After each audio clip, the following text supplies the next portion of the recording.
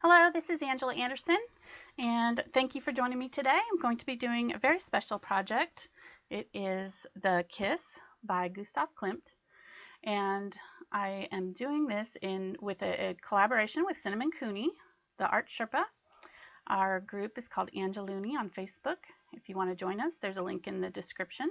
Cinnamon will be going on after this at 3 p.m. Central. So check her out. There's an iCard up in the top corner, but I'm going to get started here.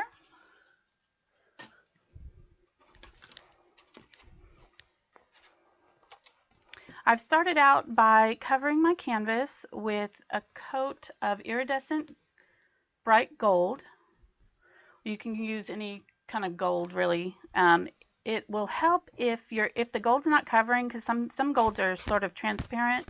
You can put a base coat of a yellow tone, like a yellow ochre or something like that, underneath, and then it'll cover a little bit better. But this is just going to be our base. We'll leave a little bit of it showing through, so you'll want it to be kind of smooth and then transfer on your design.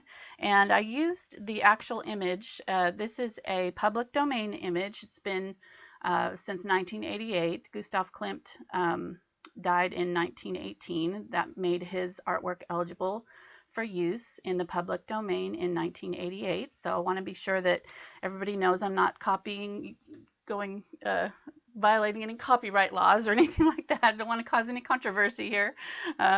Where it's all legit. So let me get started. How many people do we have today, Carolyn? 75. Very good. Thank you for joining me. Great start. Yes, very good start. Is Cinnamon there yet? Cinnamon is feeling under the weather, so we're hoping that she's going to feel okay to do her live show after this. If she's not, we'll postpone it for another week, but she will definitely be doing her painting, and she's going to be doing Dicksee's La Belle Dame Sans Merci. I can't say it right. It's French. I'm not good with my French pronunciation. Merci? Merci. Yeah. La Belle Dame Sans Merci. So can I get a little bit more water in that, honey? Yep. It's not enough. Okay, so we're all set to go. What I'm going to do is do this background area first. You can see up in the image there that this is kind of a bronze up around here, and it's sort of splattered. So I'm going to try a technique. It's sort of a resist water technique, and if it works, hopefully it'll be great. And then if it doesn't work, we'll just splatter it regular way. And in fact, I'll probably do both because I did both on my example here. Let me show you my example. And that's about as far as I got in 3 hours. So we'll hopefully get at least this far today. And the rest of the bottom half is all basically the same techniques that are going on at the top half. So we'll show you at least how to get this part done this morning or this afternoon, and then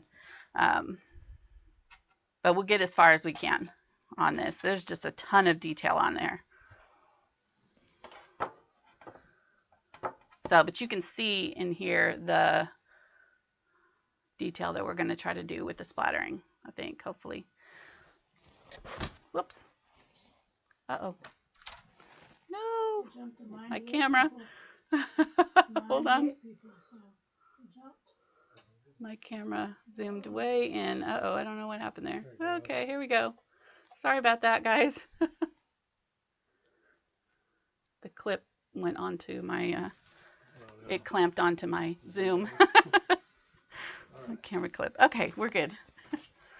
So these are my flesh tones. I kind of did a separate file for all of my regular solid colors, and then I did a separate palette for my gold, bronze and things. So, and I decided to use several different tones. If you don't have these, that's okay. You may have trouble achieving all these effects, but I also used a liquid, golden liquid in some of these, as well as the solid heavy body acrylics. But if you don't have the liquid, that's fine. You can just cut these down. I just did it to save time. So let's get started here. I'm wasting time talking. So I'm going to pick up this bronze. It's called Iridescent Bronze Fine. And I'm just going to fill in this area around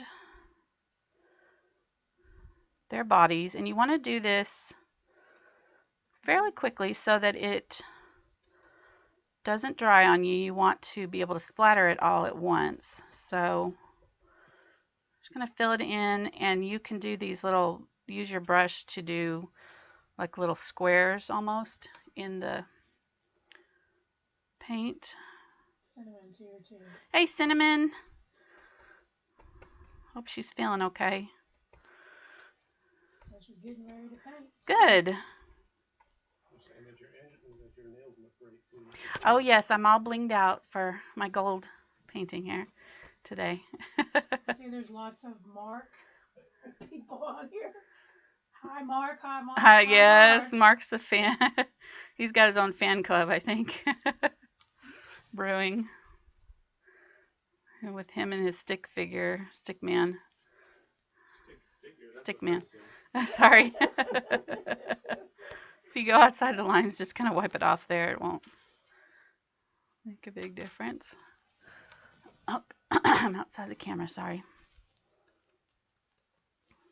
Okay, so I'm going to let this sort of dry a little bit while I do this other side, but I want to do it quickly.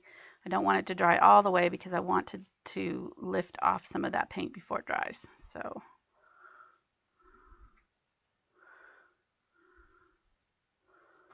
go right up over the top of your traced line, and that way it will kind of disappear. Here again, I'm using watered down. This is Liquitex or golden liquid acrylics. So if you don't have the liquid bronze, you can just wet this down, water that down. Someone says she's doing better and she will be on today. Yay, I'm so glad. She had to save her voice, or we were going to Skype, but we didn't want her to.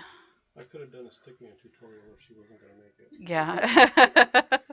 Mark graciously offered to fill in for Cinnamon with the stick man.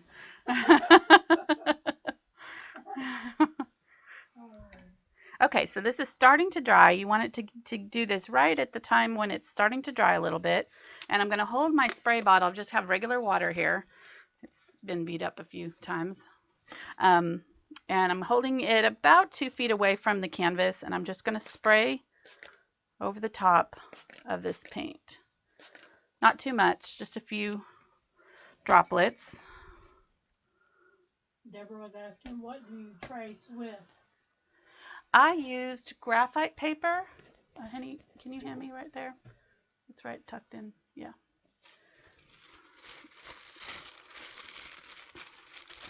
Yeah, and here's my tracing. I just traced it on tracing paper, and then you set it down on your canvas, and you put the graphite paper with the graphite side down and trace it. It makes it really easy. If you don't have graphite paper, you can use chalk.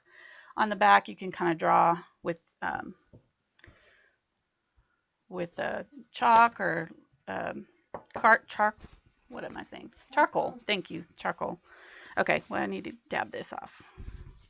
So I'm going to blot my water off. Ooh, it's working. Look at that. Isn't that cool?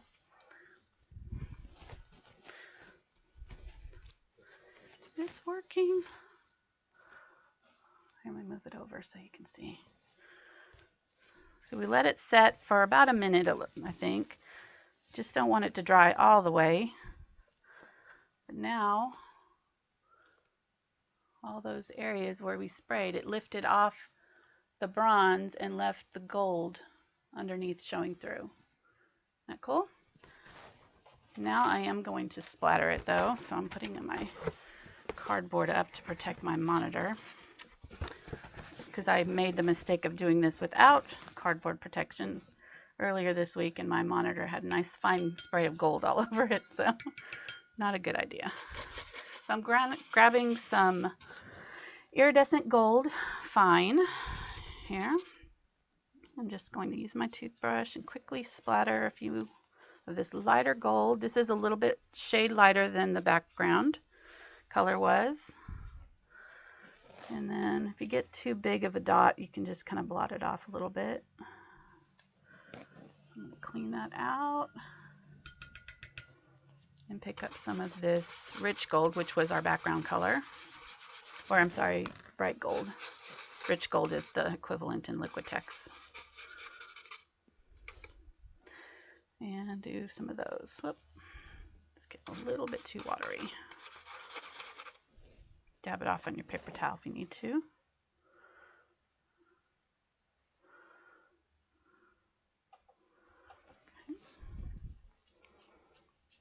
This gives it a lot of really good, wonderful, really good depth with these colors playing off each other. Okay, very good. Thank you, honey.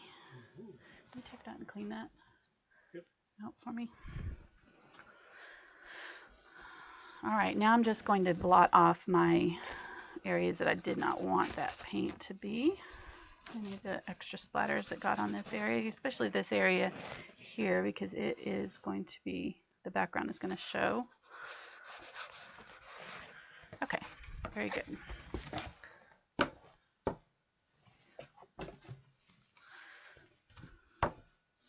Oh, before I go any farther, I'll let this dry. I meant to do this. We had a contest when we were in our Facebook group, when we were deciding what to do. Cinnamon and I decided to make a contest so that people could guess which paintings we had decided to paint. And we put little clues up about each one. And so these are the people that guessed the correct paintings. And we're each doing a drawing for a $20 gift card to Dick Blick online. And so let me see, Tammy, Tina, Stephanie Powers, Tracy King, Marisa Gentry, Brad Graham, Lori Keaton, Carrie Hall, Mona Lundberg, Allison Wheeler, Blanche Ruby, Carrie Helmer, Bonnie Duckworth Green, Stephanie Bergeron, Sky Nalick McDonald, Susan Cripps Tollison, Ilya Nash, Lori Grover, and Corey Parrish and Hijinks. Okay, so there's my little things here. I'm going to have Mark reach over my head here and just, he's not looking. Don't look. Here he comes. The stick man himself. Okay. Stephanie Bergeron. Awesome. Yay, Okay, Stephanie. Good deal. Okay, so Stephanie, send me your email address and I will send you that gift card. Awesome. Congratulations. Stephanie and Mark Bergeron both are longtime watchers of our live shows. They've been really faithful to watch since the very beginning when we first started doing these. So that's exciting to have her win. All right, so let's get to the fun part here. I'm a little scared. Are you scared? It'll be all right. We'll get through it. I think I'm going to start on the faces because that's one of the more difficult parts, and then we'll go back to this gold. So I'm going to just put another piece of paper plate over the top there and seal it in a bag. Honey, if you will put it in a bag for me. And that'll keep those paints fresh for a while till we can get back to them. I'm going to spray these down. The paint colors are all listed in the description, and I'll make sure I mention them when I use them here. So let's go ahead and fill in our faces. And our flesh tones on these there's two different kind of flesh tones. The male flesh tone is a little bit darker, swarthier, and then the females is a lot more golden and light, pale. So let me see here. I'm going to mix this up with I'll use this. All right, so I'm going to mix up some for the female here. So I've got Unbleached Titanium, and that's actually a good base for both flesh tones. This will be our kind of a base highlight color.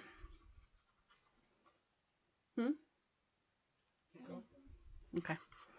And then I'm going to grab some yellow oxide, just a little bit. What? Yep, just keep You guys are whispering in my ear. We're just making sure that you're staying in screen. Okay, thank you. All right. And then I'm picking up just a tiny bit of magenta. That's the Quinacridone Magenta.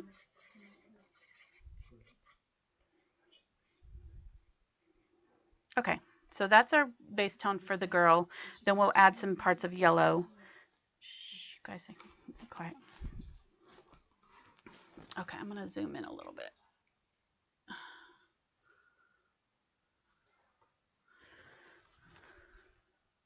All right, I'm going to switch to a smaller brush here. I'm going to get my number 4 round so I can get a little bit more detail. I'm going to use this color.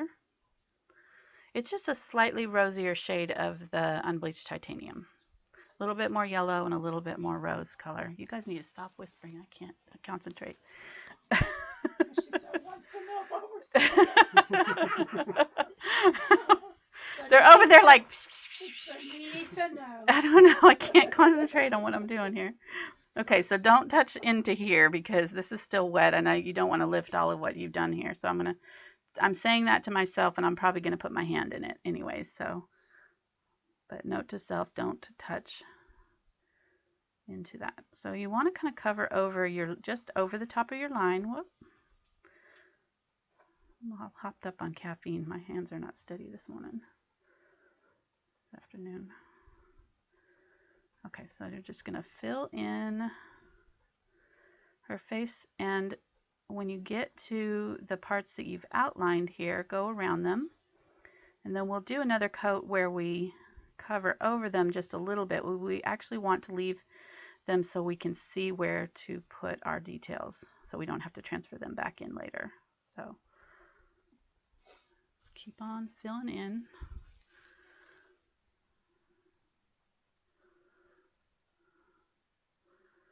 And try to get it on smoothly. So if you get it thick in one area, just kind of smooth over it lightly with your brush.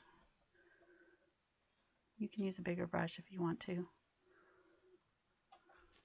This actually would have been easier to do on a little bit bigger canvas. I feel like it turned out to be quite detailed. I didn't use my bigger brushes at all. I ended up using these small number 4 and number 2 rounds and liner brushes, since there's so much little detail in all of it. So go around. Someone asked what was the original size of the original The painting. original painting was 6 foot by 6 foot. Oh wow. Yeah, it was ginormous. Can you imagine? I mean, all this detail. And this, what we're doing, is actually cut down quite a bit from the original. It's like, you know, there's a whole nother section at the bottom where you see their feet and they're standing on grass and with flowers and all kinds of stuff. So we cut out quite a bit of the painting. And he did an interesting thing with the composition too, which now I'm kind of just very lightly going over my lines with the brush. So, and the lips too. So you can still see your details through that paint, which is good. That'll help us later. Okay. All right, let's move on. I'm just gonna do all of her colors for her skin tone at once, and then we'll go back in and do our details afterwards. But I can't remember what I was saying. What was I saying before? You gave me the canvas size, but all of it wasn't. This is a cut down part of Oh, right. the original. I thought I was starting to say something. I can't remember what I was starting to say.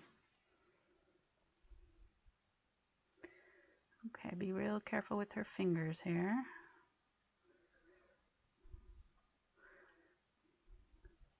this is doing really well to show through the lines. That'll help us a lot later. So that's his hand. These are his hands, so we don't want to do those.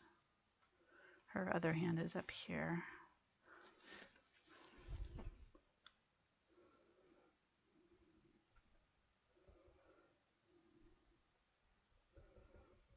What's the chat today? Is anybody painting along? Maybe a couple of them. Couple? Yeah, I saw that a couple people were posting their photos in the board saying they were getting ready, so. Yeah, my mom says she painted it already. She already did her own version of it? I'm not sure. I know somebody did post it on the Facebook page. I saw a watercolor version that was really good on there. I probably could have simplified this and done it on like a beginner version, but I kind of wanted to challenge myself to try to do the actual painting itself, so. All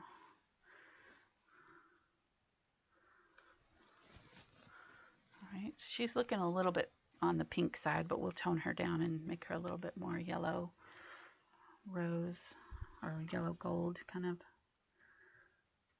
color.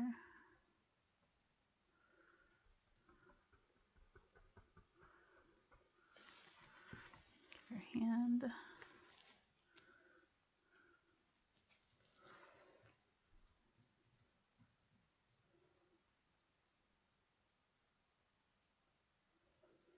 When you're tracing, if you're real careful with these hands, then it'll save you a lot of trouble later.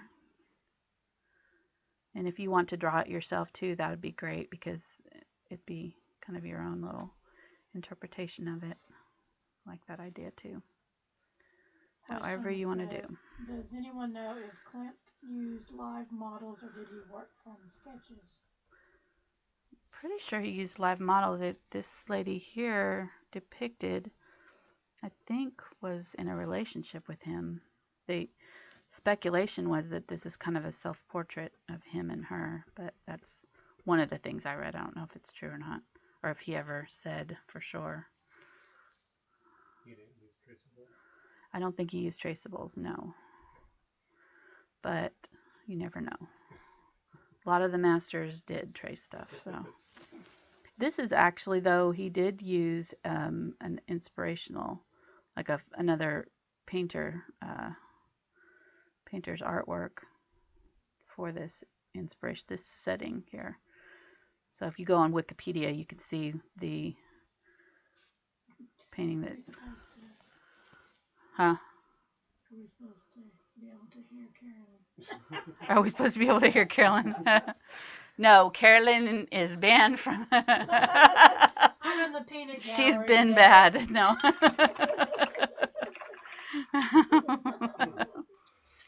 Okay. Keep asking your questions. I'll at least ask it. That's right.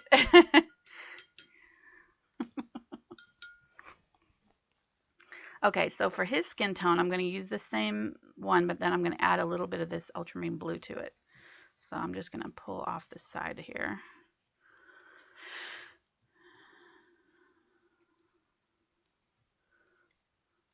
A little bit of ultramarine blue, and a little tiny bit of burnt sienna.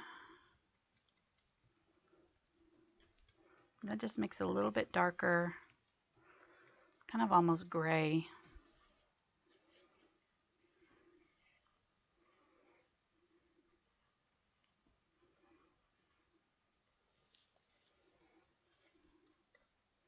I think I'm going to add a little bit more of this yellow too, so it doesn't get too far on the blue side. There we go. This is tricky because I'm really, portrait art is not my first love. I don't do a lot of it. Oh, I forgot her shoulder. Okay, I'll come back and do that. Okay, that's way too gray. I got a little bit too much blue in my mixture there, so we'll use that for the shadows, but that's too much for our. Okay, let's try that.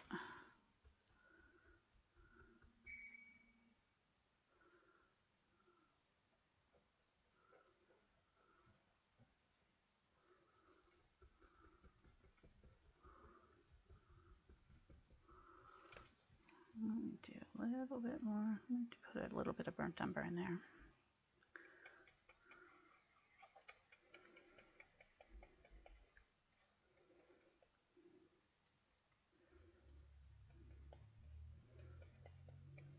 So I've got that blue. I added a little bit of burnt sienna, a little bit of yellow gold, the ochre, a little bit of burnt umber. Now I'm grabbing a little bit more of the titanium, unbleached titanium, so that it's not too dark. It's a little bit better, I think.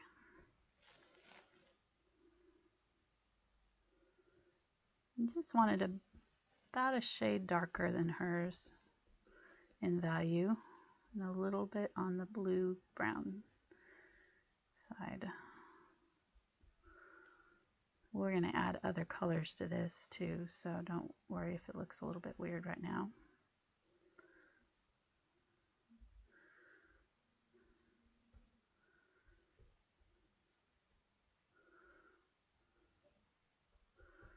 Okay, that's better. Medina says she thinks you and Cinnamon are awfully brave. Doing these live shows? Yeah. Especially these subjects. I don't know what we were thinking when we were like, yeah, this would be a great idea. Let's paint a masterpiece online live. No problem. No pressure, right? And not just paint it, but teach it. That's a whole different discipline. It's a lot harder to paint and talk. It's like a left brain, right brain thing. They fight. Your brain fights for dominance or something. Sometimes the words don't come to you when you're in that creation mode.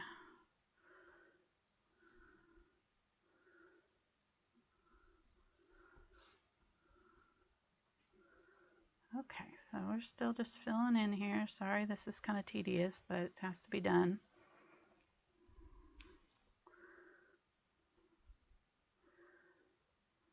Yeah, but it's going to be really gorgeous when it is done. Yeah, I really liked the example that I was doing. I think his skin tone is a little bit light still. It's a little too light, so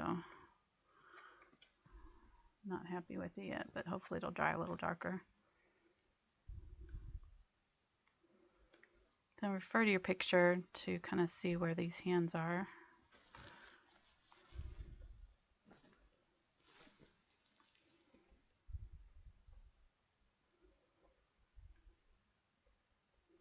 If I need to take off the reference photo, if it's taking up too much of the camera, I can. Is it staying out of the way? Okay. So just do this light enough that you can still see that black lines through. If it's too opaque, just kind of add a little water to it to thin it out a little bit. But the gold undertones underneath kind of show through too, which makes it nice. It kind of gives it a golden glow.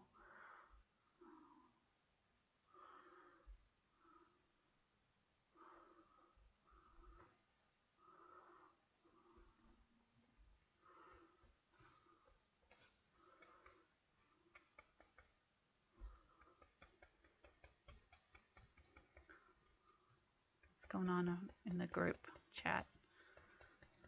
Anything? Not many questions, just saying, that you guys are both brave for doing this, and Cinnamon's put crazy. Yeah, crazy is more like it. It's all good. So we're at half an hour here. Fun. Crazy fun, yes. Very fun.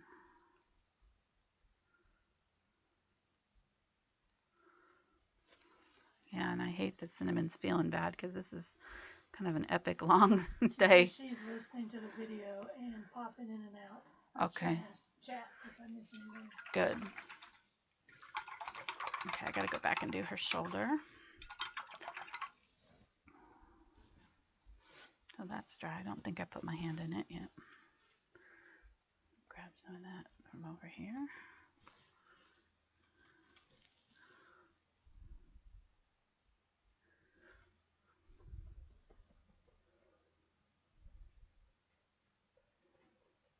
Yeah, I think this would have been, I don't know. The problem is that I don't do mine standing up like Cinnamon does, so I couldn't get all of it on a larger canvas on screen. Just wouldn't have worked the way I have it set up. So this little bitty canvas is quite the challenge. And I probably could have just zoomed into this part and done that on this size canvas too. So if you don't want to do all this detail that's going on here, you can crop it up even more, zoom it out. There's on Wikipedia, the image that I used is on the available. So I put the link to that in the description, and you're free to copy it and print it. Okay, that's good. For some reason her shoulder looks a lot lighter, but I think it's just going to dry lighter. Let's go ahead and leave that, and we'll do some of her hair here.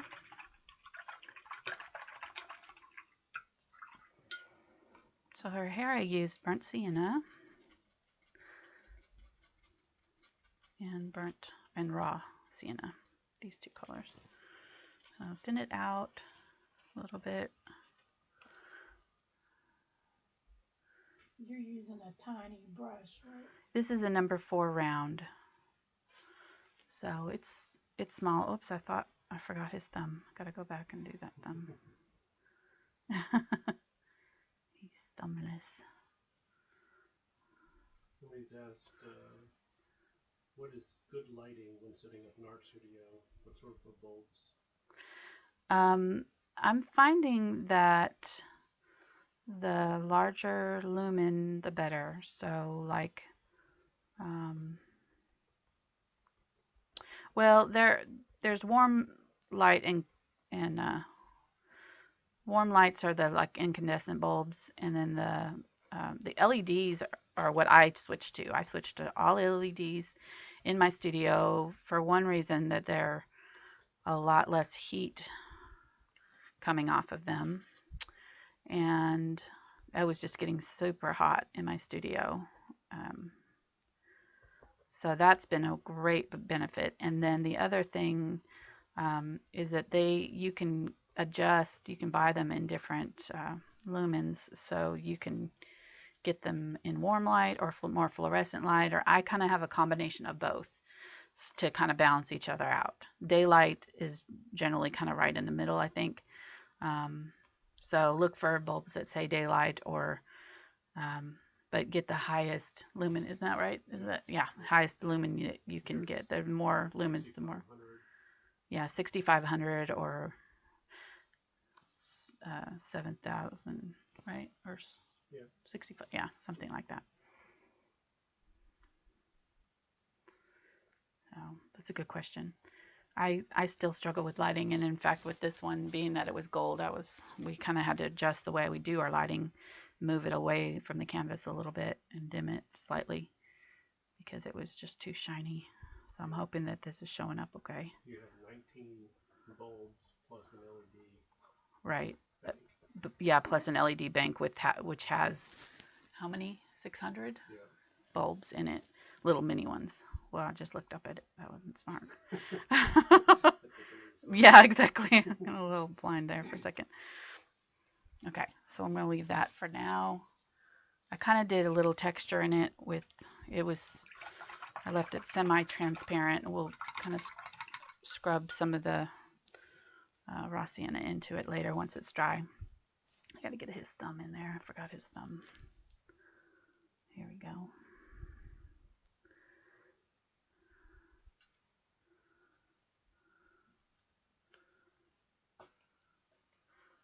Okay, I think I've got it all now.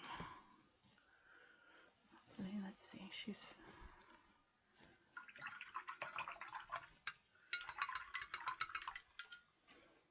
People coming in. Great.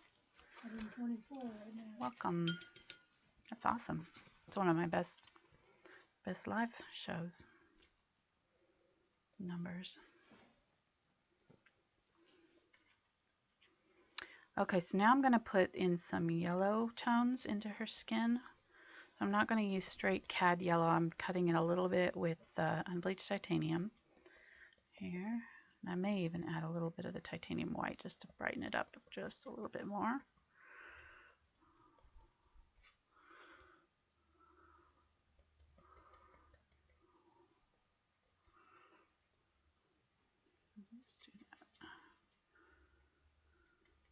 And you notice when I'm picking up my colors, I'm not mixing into the middle of these. I don't want to dilute the colors or contaminate them so I can use them later. So I just kind of pull off, tuck in from the side of it there, and take it to another spot, or mix it at the bottom edge of that puddle so I can pull it out, draw it out. Okay, so I'm going to put some of this color, and this is going to look really weird. Trust me, this takes several stages. It's not like a straightforward process, unfortunately. So it's going to look worse before it looks better. So just going to have to trust it. We'll get you there. Will the colors change when it dries? They do dry a little darker.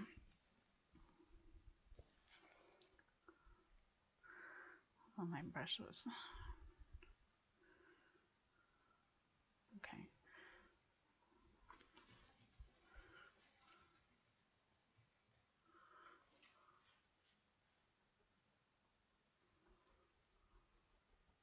So I'm almost dry brushing this on over the top. Don't have a lot of paint in my brush, and I'm just kind of laying in. That'd be pulled down just a little bit because you're way up top here. Yes. I'm going to zoom in even. Let me move over a little bit. Okay. Is it too shiny on it? Do I need to tilt it? I can hold it a little bit. Yeah, yeah. It's okay.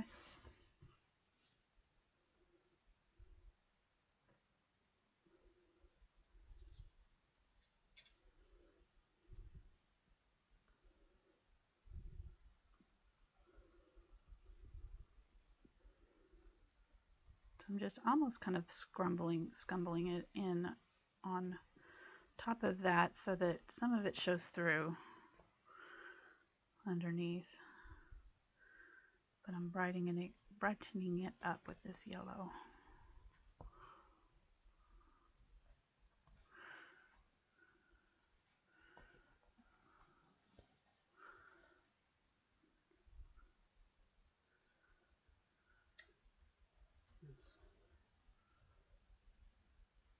They asked what kind of camera you have, so I'm looking at It's a Sony Handycam. a Sony Handycam. Mm-hmm. Which works. There's things about it that I wish were different, but I feel like the color, some of the color is lost between the canvas and the computer, and I don't know if it's the camera's fault or if it's the program that I'm using. It could be both. Okay, so I've brightened up her face. It's a little bit more yellow. I don't know if you're seeing that difference on canvas. Yes, exactly. She's going for some foundation. And I'm going to do another little bit right up at the bridge of her nose here. This part is really yellow. And don't play with it too much while it's drying because you don't want it to lift off what you've put on there. So let's go ahead and do the same thing on her hands. We're just going to add some brighter yellow over top of that pink. So those paints have been sitting there for a while. How does she keep them from drying out? I spray them with You can see that they're wet. I spray them. Uh-oh. Not good. Didn't mean to do that. She's going to look like she's modeled now. She's got chicken pox.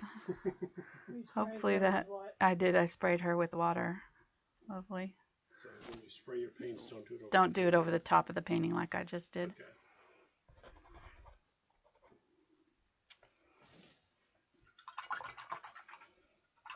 Yeah, just spray them with water every now and then. Make sure that they stay wet. And if they start to really dry, you can stop and spray them and leave them in a plastic bag with a damp paper towel kind of set in with them. And something about having the wet towel in there will help rejuvenate and soften up the colors some.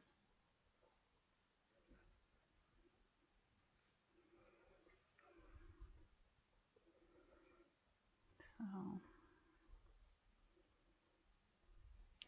if you look at his original, it's not super smooth. Like there is some not necessarily texture, but there is a lot of movement in the paint. It's not a smooth surface. There's a lot going on in there, so you can kind of get away with doing some of this a little bit messy. It doesn't have to be perfect application. I would say canvases have changed in 100 years. Yeah, yes. We have better stuff now. True. But I'd be curious to look over his shoulder and see. You know, of course, he did his in oils, and so that's a whole different kind of dynamic because they dry a lot slower, and so there's more working time. I wonder if he worked with glazes or how he did his. Be curious to know if he did it gray first and then did the color glazes over the top, or if he just worked with color over the top of the gold. I think his robe was covered with black first, the whole thing, and then I know he used gold leaf, so I wasn't even going to try to go near that. That takes forever. So we're going to do our best to sort of replicate a fake gold leaf here. And yeah.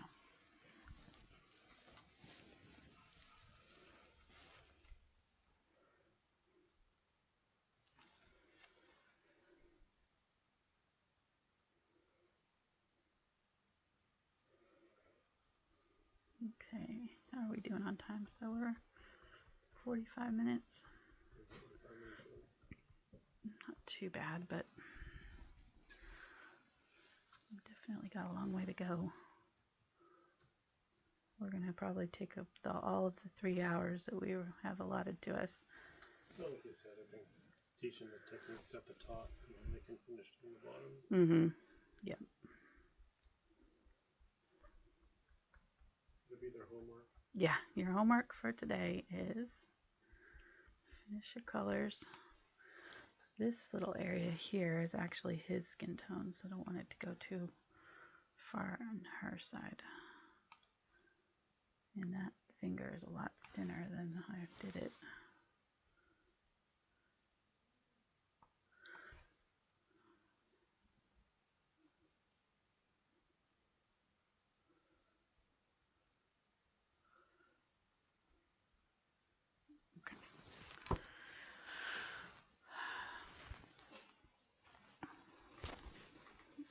All right, so it's already starting to have a little tiny bit of depth there, right?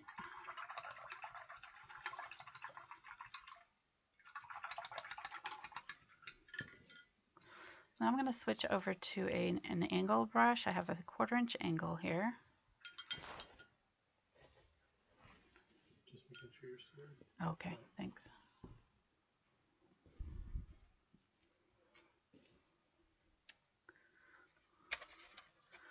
And I'm going to put in a little bit of the blue. So I'm picking up Ultramarine Blue and Unbleached Titanium.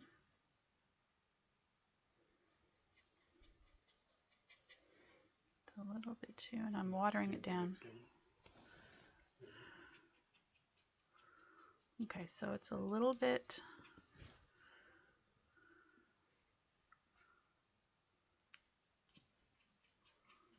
There we go. All right. Okay. So I have the color just on the tip of the brush. And I'm just going to kind of dab off the back end so that there's not a lot of color there. And then I'm going to use it to go along the edge. Here, just carefully and sort of draw with the tip. And along some of the areas. There's not a lot of the blue up in here. There's a lot of it around her nose, so we're going to have to be real careful. Make sure your angle brush is coming to a really good point, because you definitely don't want to give her huge nostrils here. Could go bad real fast.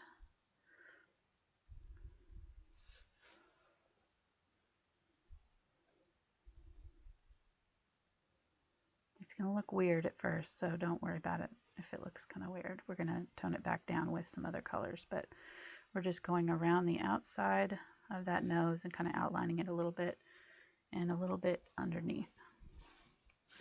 Okay. Mm-hmm. Can you see? Is it too shiny? Nope. It's not? Okay. All right, so now I'm going to angle it in. Okay, yeah, it looks looking good. And I'm going to turn it. I found that when I was trying to do it when it was on the angle, then when I turned it, her nose was going in this direction. So I want to keep it pretty narrow up here.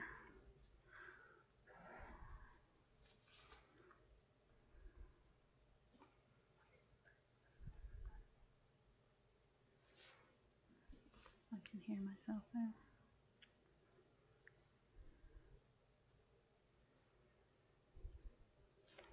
Okay, don't worry about any of this that's extra over here. We'll be covering over it. So we want a little bit right close to her eye. A little close to her eye there on either side.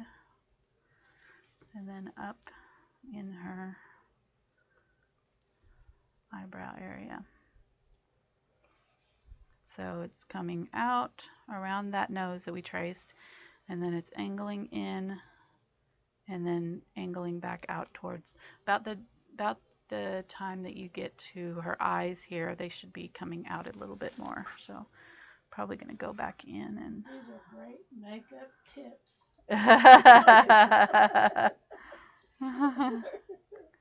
How to make your nose narrower. It works. Yeah. I feel like her chin is a little bit long. But those makeup artists are artists. So They are. Yeah, they sure are. One of my favorite shows is Face Off. I don't know if anybody's ever watched it, but it's so great. It's got artists that do the special effects makeup for movies and things. It's a competition, and those people are talented because they not only have to paint, but they have to be able to sculpt and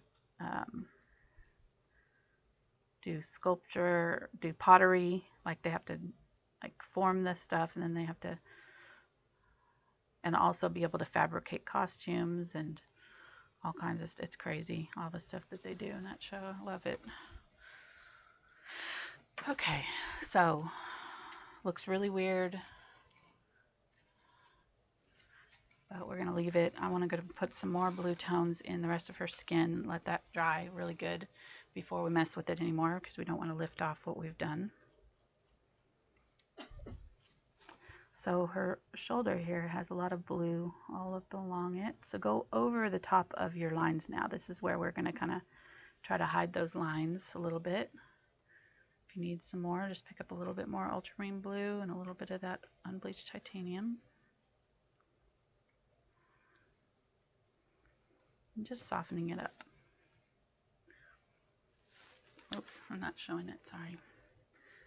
Just a little bit softer. than the regular unbleached titanium. And dab it off on your towel so that there's more on the tip. This will give you more control.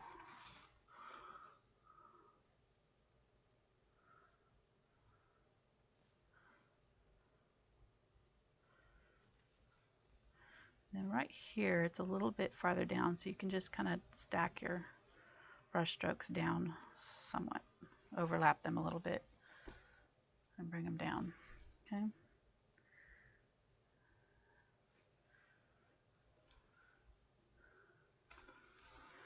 And then her hand.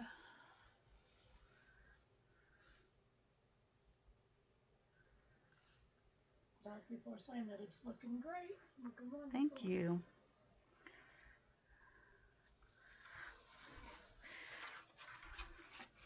This is a little decorative painting tip that I have used ever since I learned it, but it's called floating, and it's just having the tip of the brush with the color and then having the back end color free just really makes it easy to do all this shading stuff on the brush without having to blend with your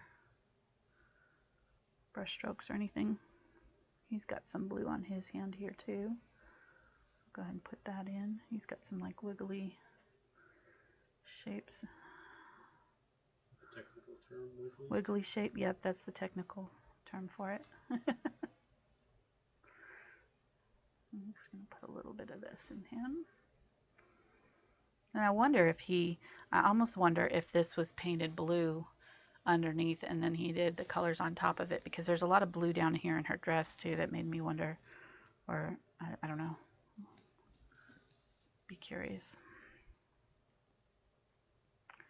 He's got a big old section right here of cheek that's kind of hollowed out. Okay, thank you. And then under his eye here and on his nose, there's some blue. And all along his forehead here, there's blue. His color is actually really kind of odd. When I started to really look at it, it wasn't skin tone at all almost. It was like blues and grays and... Yeah. Okay. All right, let's do more on her hand. Oh, we need to do the bottom of her arm too.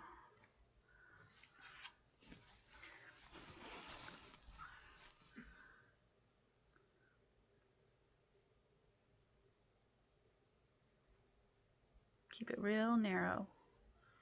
Don't want to get your lines too thick here.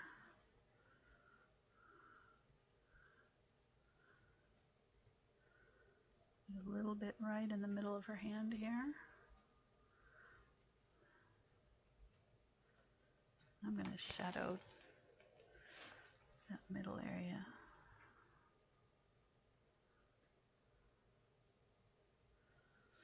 Okay. Now it's starting to kind of come to life a little bit more. Let's do her arm.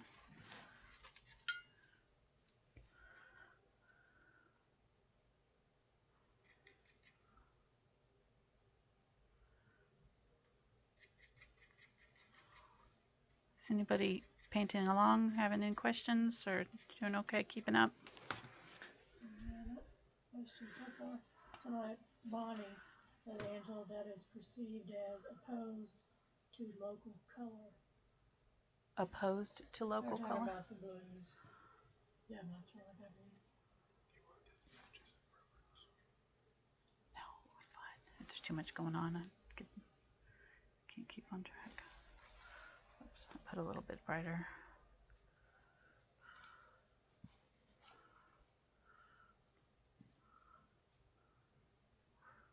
So what was the question, Carolyn, again? It wasn't a question. Oh, it was more of a statement. A statement. What was the statement again? That is perceived as opposed local color. I guess the blues back in the day. Maybe somebody said maybe he had actually painted the original painting blue. Right underneath, yeah. So, Yeah.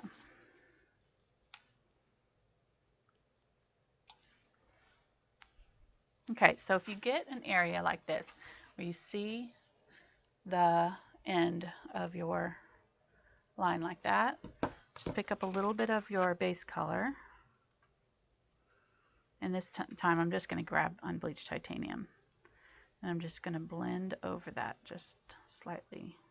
Witzel showed up. Hi, Witzel. He's at work though.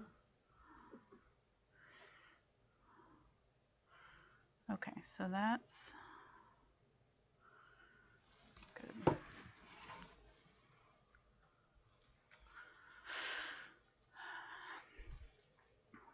And a little bit more up here. A little bit on this arm. Too.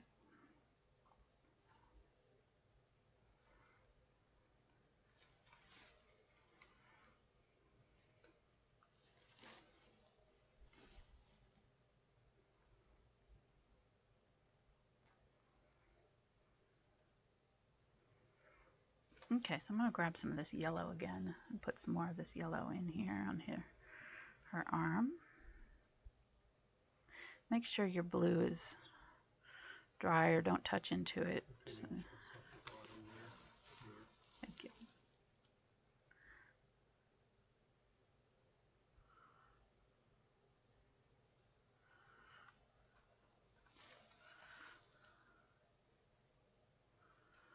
Okay, that's good. So our arm's just about done there. It's pretty close. I might do a little bit more on it. The shoulder, I'm going to add a little bit more yellow. Down in here. And here I've got very dry, this is not wet paint that I'm using here. Or it is wet paint, but it's not, my brush doesn't have a lot of water in it. I'm just picking it up and kind of lightly scrubbing it on top.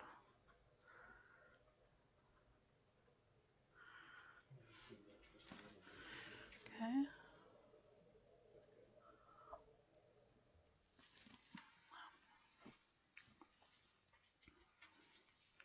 So this is just another layer of highlights here with the yellow, cad yellow, and unbleached titanium and white.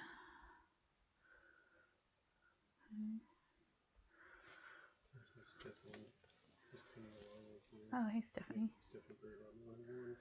Oh, yeah. Great. How is it? Am I going too fast, Stephanie? Or are you okay? She's doing okay? She's right on track. Perfect. Good to hear.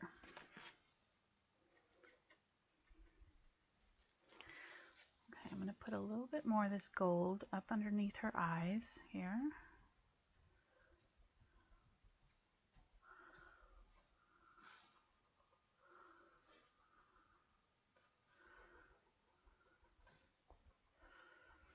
And up on her forehead.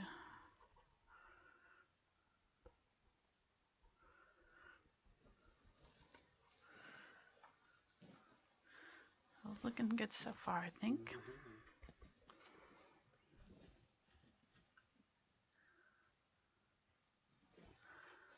A little bit more around her mouth here. 1 hour, okay.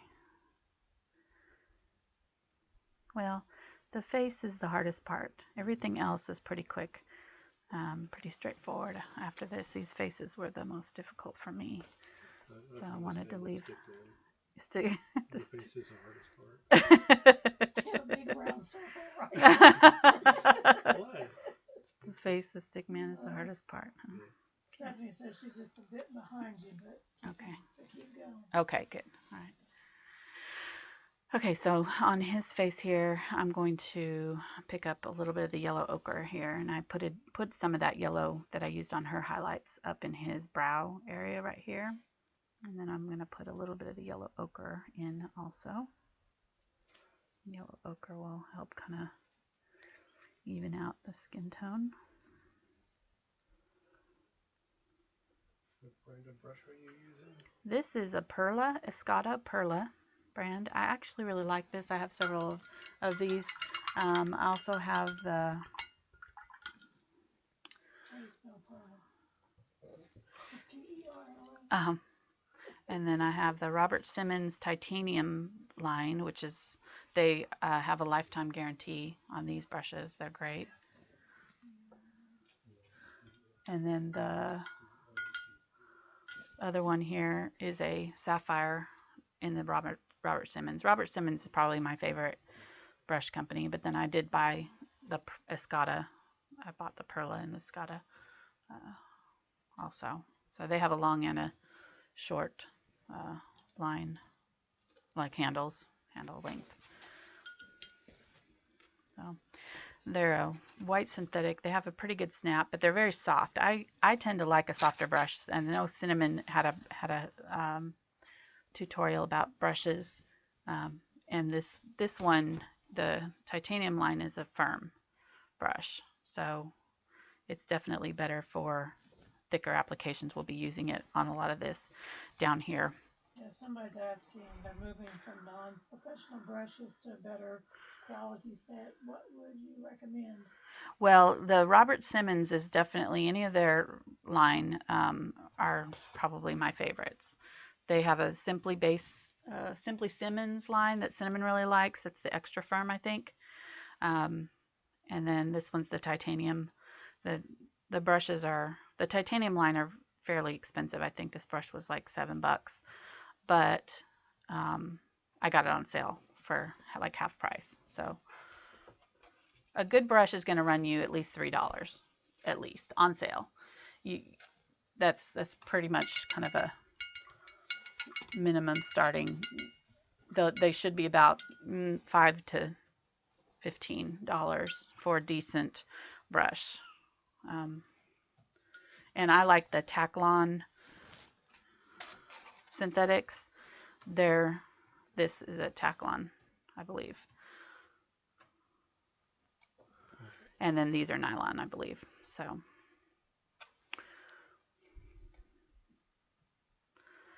all right, where was I? Here I go. Sorry, got off on brushes there. Get some of that. I'm starting to get dry, so I'm going to spray my canvas, or my palette, I mean.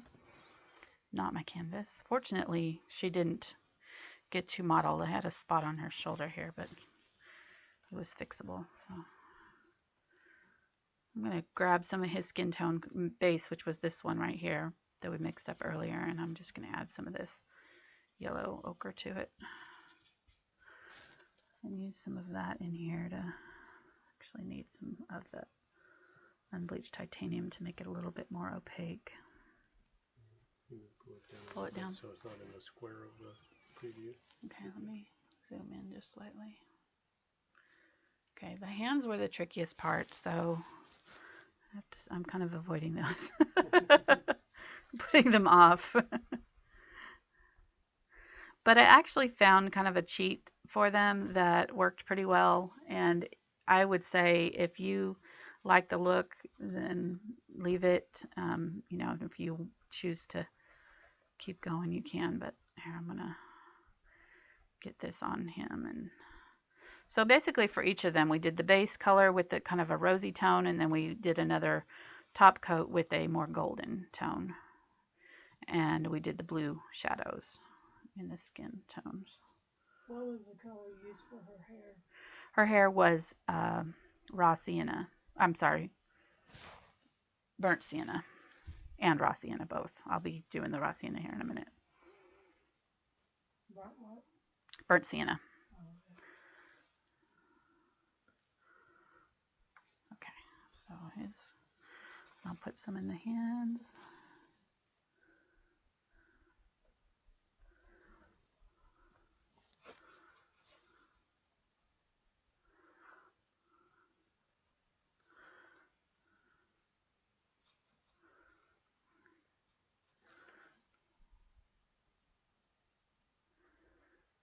So I want to know, how long in her life has Angela been painting? Well, I mean, I painted when I was paint by numbers. It was one of the first things I ever did. Yeah, but professionally, I started in college, selling artwork in college, which was the 90s, early 90s. So 15 years, no, 25 years, something like that. 20, yeah, probably about 25 years professionally. Been painting longer. Yeah. Thanks for pointing that out, Carolyn. In case anybody was wondering. I can't hear me, so you and I have two grown boys to prove it too. So Nathan said he was gonna watch today, maybe. I don't know. I'm going to be looking for him. I'm gonna grab some of this burnt sienna and put some of this burnt sienna in this hand here. Those brushes that you had mentioned, they are for acrylic, right? Yeah. Yeah. They're acrylic, or they'll say watercolor or oils too, you know. Most brushes nowadays, unless they're like hog bristles or something, or can be used for whatever. I'd say natural hair bristles do watercolors, not acrylics. So if you're getting squirrel hair or something really soft like that, you definitely don't want to use it with acrylics. And hog bristles are better for oil painting because they're a little bit more coarse. They can be used with acrylics too, though. But I don't use them a lot in my painting because I don't do a lot of the sort of textured stuff. I like a smooth finish on my paintings, so I like using washes to build up layers, and you need a softer brush for that, but not too soft. Says we can hear Carolyn. We can hear you. Oh, you can hear it. Okay. You're busted. I'm busted.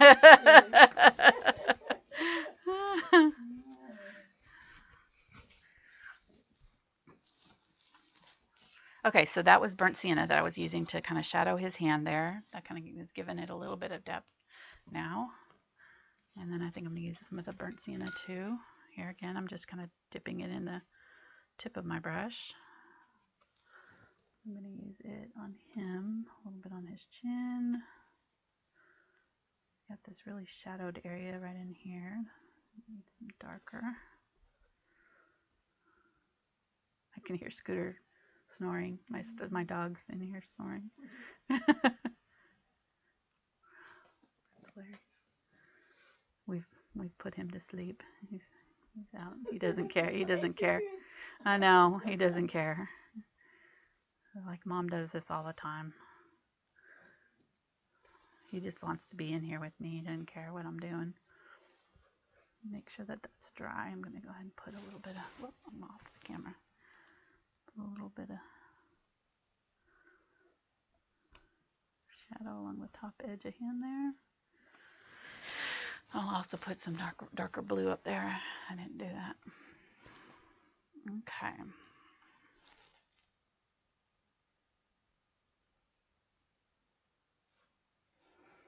Let's get his nose.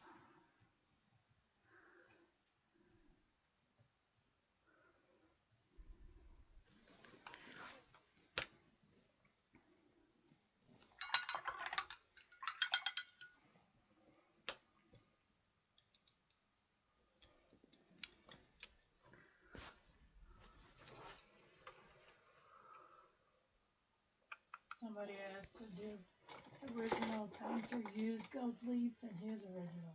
Yes, he did. Yep. He did use gold leaf. Okay, I've got a 1/4 inch angle Deerfoot stippler here.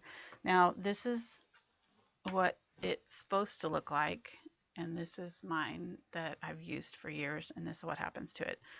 So, if you don't have this one, you can use this. I just want a little bit more control over this, so I'm going to grab the burnt sienna, or raw sienna, raw sienna on this Deerfoot stippler, and I didn't wet it down.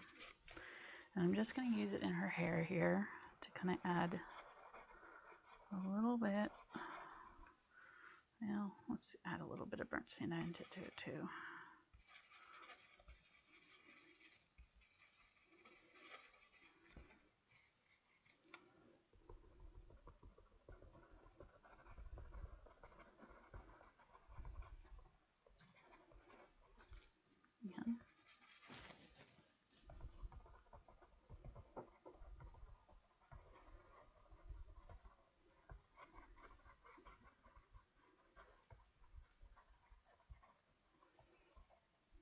Just adding a little bit of highlights to her hair there.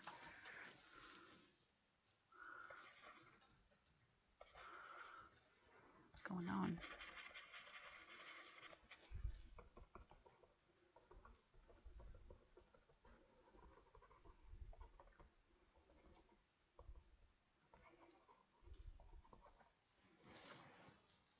Okay, that looks good.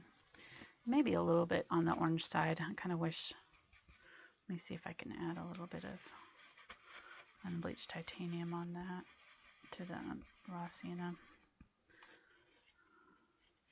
That makes it look like she had some curly curls in her hair. Yeah. There we go. That's toning it down a little bit from the really bright red. Not quite this red in the original.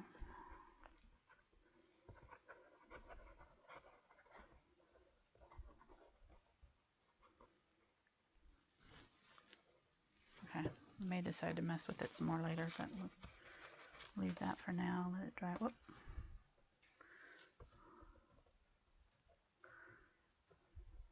It's kind of pulling off the undercoat. Don't want that.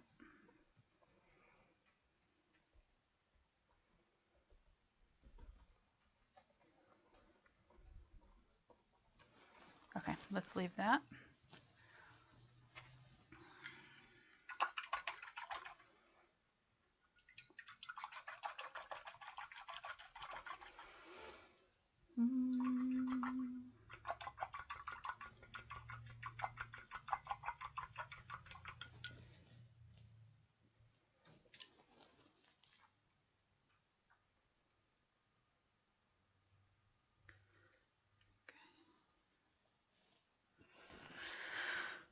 All right, so let's work on the hands. I found that if you used a colored pencil, like a black, he has a lot of outlines in his original that showed through. So I tried it and actually kind of liked the look of it. It looked pretty good. So make sure it's nice and sharp. Let me get a little closer here. And this will just kind of, keep you from having to paint this in. You can paint it in if you want to, but I figured, this might be a fun little cheat for not having to paint it. You can just draw it in like that. He's got some up along the back of his. That's why I said to leave these lines in. So now that we're doing this, we can see kind of where our lines need to go.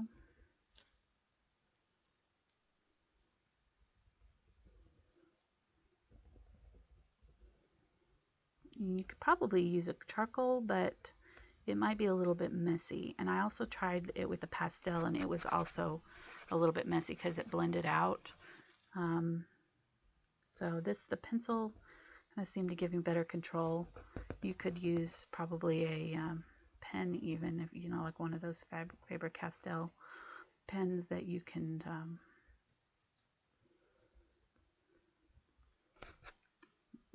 blend before they dry. I didn't try that, but might be too dark is what I thought. So this kind of gives it kind of a soft look. And these I ordered some good pencils because I realized I didn't have any this week, so I ordered some really nice ones, but they haven't come in yet. So this is just a regular old Crayola that I used in my kids' classes. And says when you varnish it, will the pencil smear? No. No, it won't. Now, charcoal might, but pencil's going to stay put unless you erase it.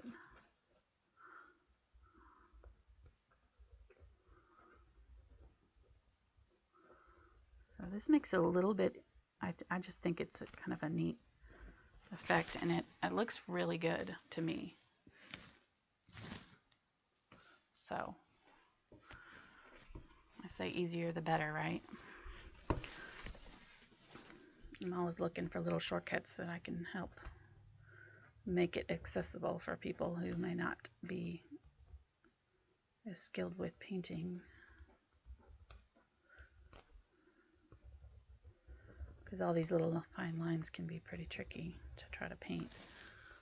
Cinnamon says she's been here just listening. She said it's very relaxing just to listen Good. to you. A couple people have said that.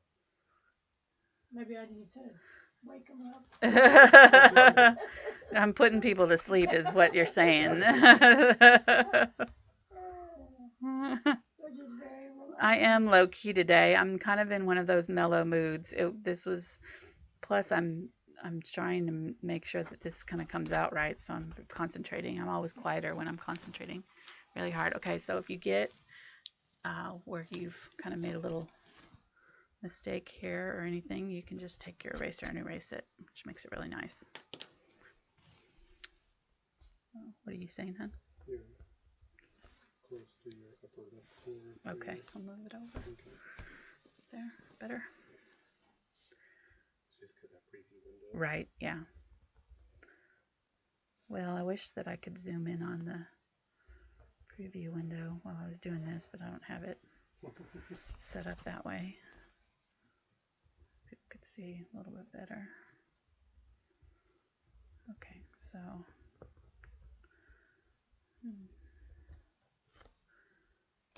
we'll do his hand.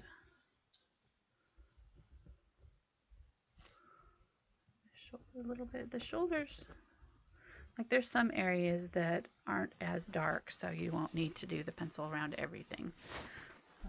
Definitely his face right here. There's his nose, and his nose is outlined. And we'll come back in and add some paint to it too, but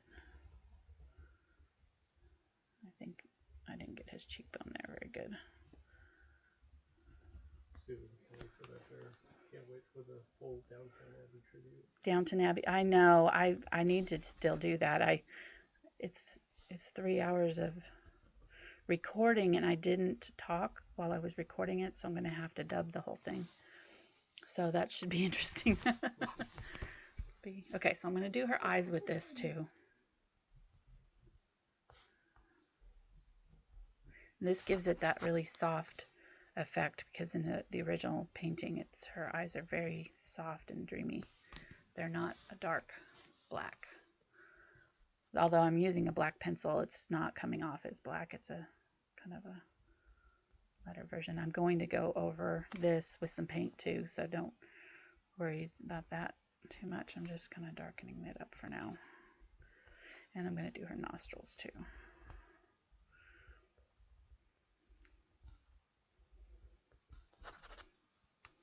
Okay. And the waxy pencil might not want to stick to the paint, so you may have to scrub it in a little bit.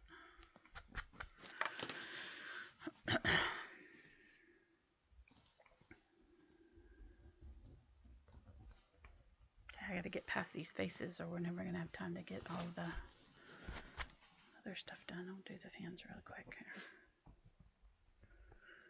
And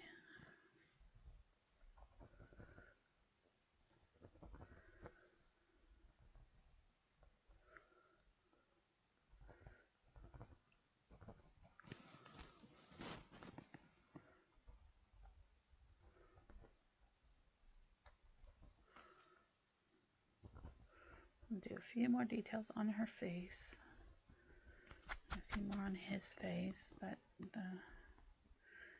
I'm not going to do a whole lot more on the hands. I just don't have time today to do all that I can do, but you can kind of look at the original and look at some colors and stuff, and I might put a few little highlights in the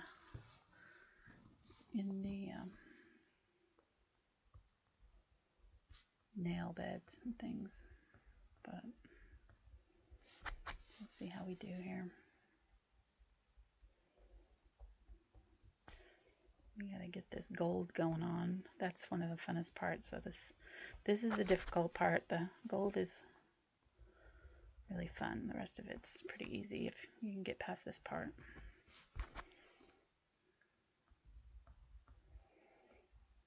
Just putting a few of the little knuckle details in. Nothing too detailed, just little scribbles. And okay, let's go down and see what she's got on her arm. Her arm doesn't have a lot of the pencil. It's pretty. We did the blue already, so you can do a little bit if you want. It doesn't need a lot. Yeah, let's do a little bit under her chin, but here again, you don't need a lot.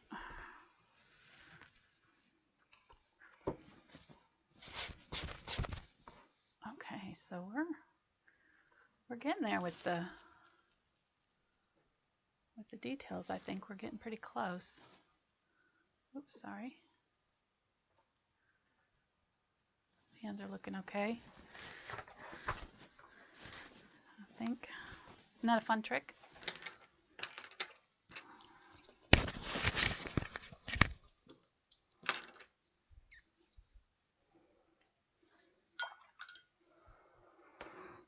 Okay, I'm going to go back to my number 4 round and let's put in some highlights on her nose. How are we doing? Doing great. So I've got white and unbleached titanium. I'm going to put a little highlight right down the middle of her nose here.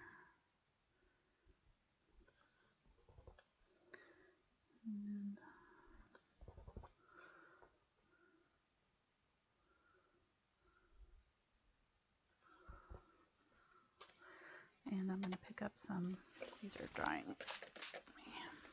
I'm going to pick up some, I've got Cadmium Red and Cadmium Red Light, and they together kind of get a little softer. This one's more orangey, this is more medium value, medium red, and kind of more of a true red. And her lips are kind of a cross between the two. They're not quite orange and they're not quite true red. So I've got just a little tiny bit of watered down mix. You can see how little I've put there. And I'm going to do her lips with this.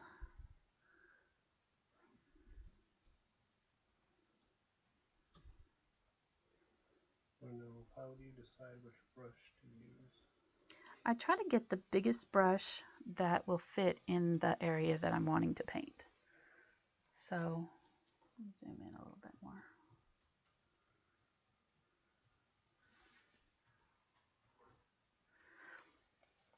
The number 4 is one of my go-to brushes though for just about everything. It's just a really good size for details.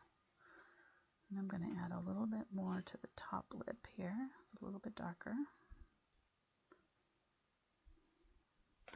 And I'm going to pick up some of the skin tone and add that in there. Whoop.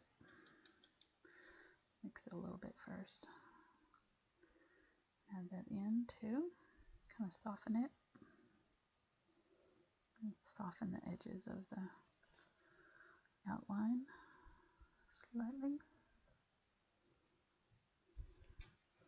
Maybe a little bit more of the darker red right there in the middle. Okay, isn't that a pretty color? Okay, now I'm going to use this on the cheeks too. And I'm going to tap it in. It's going to look really dark. It's okay. I'm going to rub it off with my finger a little bit, and then I'm going to go ahead and go back over it also with some of my base flesh tone. It's on both sides, and it starts right about the pinky of his, or his index finger nail right there. It's a little bit darker on the bottom of the edge there.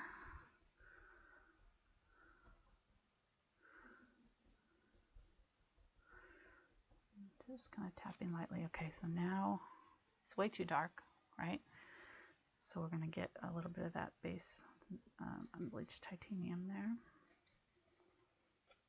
And just lightly, very, very lightly touch back over. It'll set it back.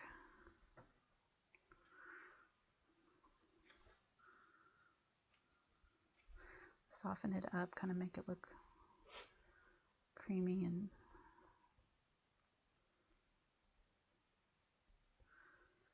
disappear it back into the skin so that you can still see it. Is that too subtle? Can you see that on the camera? Yeah, I can see it. Okay. Might do a little, I might have taken it back a little bit too much there. There we go.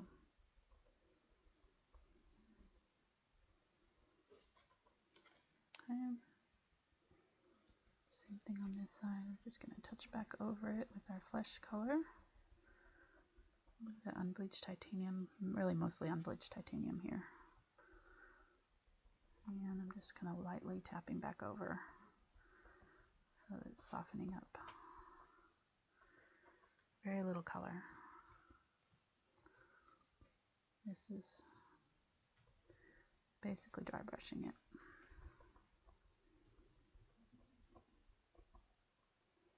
If it starts to lift your colors underneath, you need to let it dry and come back to it. It can do that with dry brushing. If you overwork it, it'll lift all of the colors up off your canvas completely. So I think that's pretty good. I might mess with it later. Let's see. Halfway. Okay, I gotta get going here. Sorry. All right, let's do a little bit of purple with the unbleached titanium. What? Sandra, somebody was painting along with you. She says, my girl is sort of looking like a drag queen. That can happen. That's awesome. Yeah. That's great. So I'm putting a little bit of lavender on her eyelids here and up in the shadow. And let me put a little bit of blue in the area underneath, and I haven't cleaned out that purple, so it's still under there. I'm going to put a little bit of blue under her eye for like a little shadow. Just barely have any paint on my brush.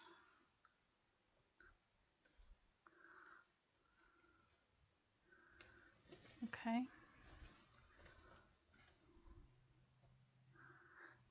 There is a little bit of blue right here.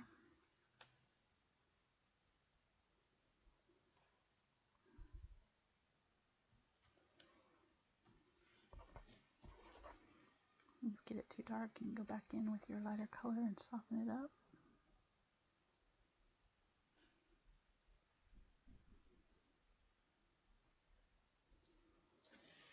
Okay, I'm going to go in with a liner brush and some burnt umber.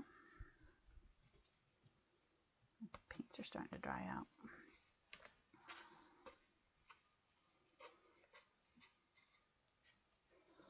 And I'm just going to paint in her nostrils here with this.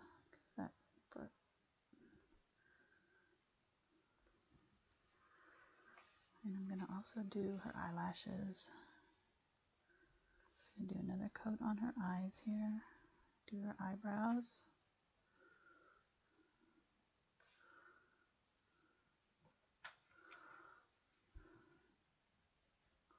And her eyebrows are pretty thick. And I'm going to put that, and then I'm going to put some of this color that was in her hair also in her eyebrows.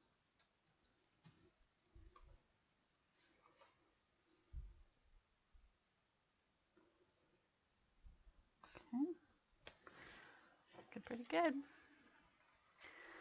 And then let's do a few little lashes. We can get as detailed as we want to be with this. I just don't have time today to kind of do all that I might do, but just do very tiny little lashes with the tip of the brush. This one is pointing that direction, and these ones are going to be pointing down this direction. And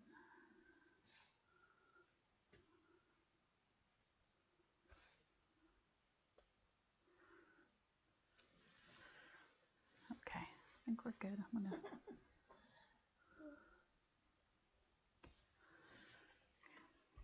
All right, so we're good on her face. Let's do his face real quick. He's got some dark black brows here, so I'm going to use this liner brush while I got it out. Put those in. Cinnamon says, I love how you glaze. Thank you. That's, yeah, that's... A lot of people are saying I'm going to watch first, and then they're going to paint it in their minds. Oh, that's awesome. That is awesome. So we won't be seeing a lot of these on the board is what we're saying. Got it. I understand. After doing this myself, I can tell you. I get it. I totally get it. Yeah, Mona says, I was telling her she could do it. I have faith in her. She said, you haven't ever seen any of the women pictures that she's painted. She said, all they have are noses. You can do it with just a nose, Mona. Just do your version of it. It's a Monet. That's right. That's right. Okay, so I'm going to get some black now. I'm adding just a little bit of water to it because it's starting to dry out on me. Just slightly. Okay, that's too much, so I want to dab off there. And I've got the bigger of my Deerfoot stippler here, and I'm going to put his hair in. And he still needs some work on his face to make it a little bit darker, but I'm just going to do this for now. And if I can get it time later, I'll put a little bit more effort into him here, but I want to get our gold details going on, so we don't want to run out of time for that. It's just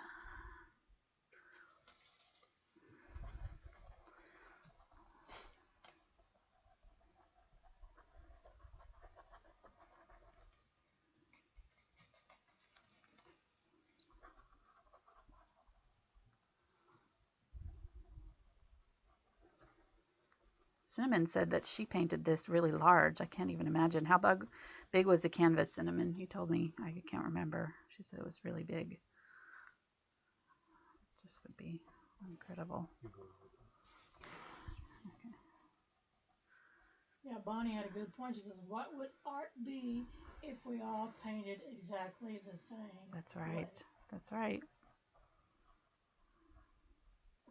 Yeah, if you go look for the Kiss on Pinterest, you can find some really fun takeoffs on this. You're being featured on #live. Really? Sweet. That's wonderful. That's the first time, I think. All right, I'm going to zoom out now. Donna says, Carolyn, the only problem is that we hear her answers in her laughs, but don't always know what the questions were. Oh, really? They can't hear me. Yeah, we're going to have to figure out a 2-mic system. I tell them, there's no need, really. Okay. Oh, she said, yeah, she said that they're going to be painting in their minds. They're going to be watching it, and they're going to be painting in their minds. They're going to paint in their minds. That's right. They can get it accomplished. I love it. Yeah, Kim Sin says too, you're being featured on live. Wonderful. That's great. That's one of the first times that's ever happened. What is #live? It's the YouTube channel for the live broadcast. So it's their channel that where they feature live shows.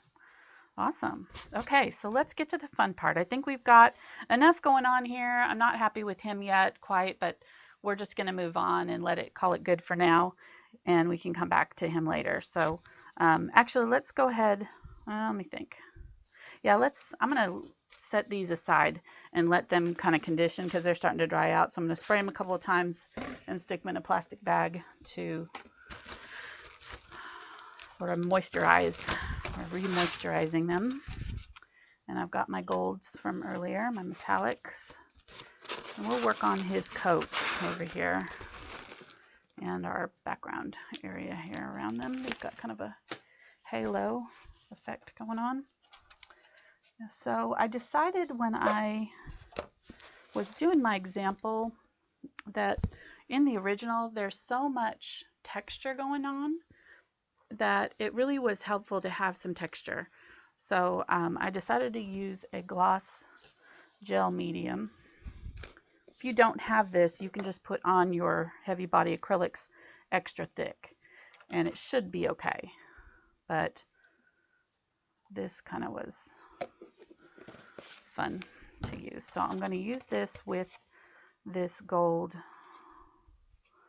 liquid. Whoops, I did not want to get black in there. Don't do that. Janine says, I paint in my mind at Betty Buys. It's conducive to some awesome dreams. Oh, I bet. Oh, they're all saying how your place is amazing in the picture, you know, beautiful. Oh, thank you. I'm glad she's turning out. Okay, I'm going to come back over here because I want to get way far away from that black. Milagro says, Angela, with public domain, could you sell this or would that be an issue? You should be able to sell it. There's tons of replications of this, you know, reproductions on all over the web right now. So, As long as you don't try to pass it off as the original. yeah, as long as you're not passing it off as the original, yeah, you must definitely could sell it. Okay, so I'm going to use this. And this is that gel medium that I mixed up. And I tried it with heavy gloss gel, and it was just a little bit too thick. So I'm going to put it in my area up here, and I want it thick, but I still kind of want to be able to see my little details underneath. So lay it on fairly thick, and I've got this titanium, Robert Simmons titanium brush. That's a little bit stiffer than a softer acrylic brush. I'm just going to do this in sections, and you can do it in, you can cover the whole thing, or you could do like just the circles if you wanted to. I did it both ways on mine, and it kind of looked good both ways, but this is kind of a faster way of doing it. So I'm just going to try to lay it on pretty thick and quickly. Mark Muir. Uh-huh. This is looking so good, and kudos to her. She must have really done a few of these to really get it down as good as this. Yeah, I did. Well, I did the one, yeah, I worked on it for a couple of days for sure. Witzel says, It was wow. definitely a couple days worth of work. He said he's been gone for 15 minutes and came back and bam. That's awesome. Good deal. Okay, Witzel, go away again. Yeah, go away. Is that magic? Okay, so now I'm using a stylus, and I'm going to scrub through. This is called Sgraffito. Sgraffito. It's with a kind of like graffiti, but with an S and an O at the end. And I'm just gonna, let me zoom in so you can see what it's doing. Says what color with the medium? The medium was gold, like just a tone lighter than this base color, just to give it a little bit of contrast when I do my scratching here, because it'll show through the. You may be getting into where the preview window is. Okay, let me move. Okay, so I only just did that little section there. I'm going to do, there's some little semicircles here. And some little, there, it gives it a great texture. It's really fun. You can kind of still see the black lines through, but I think it's okay. And I just really like the look of it. So it was sort of my favorite of the techniques that I tried. Minus having to actually gold leaf it. It's probably the best you can get.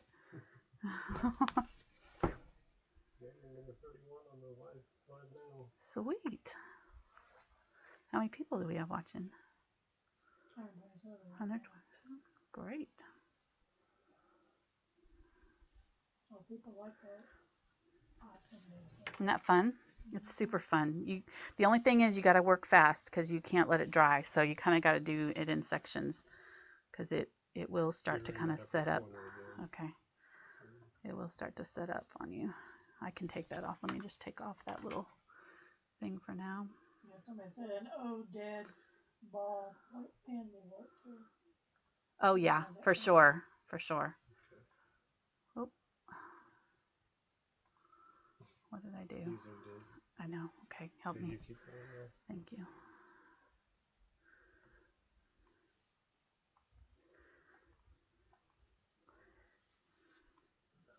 Okay.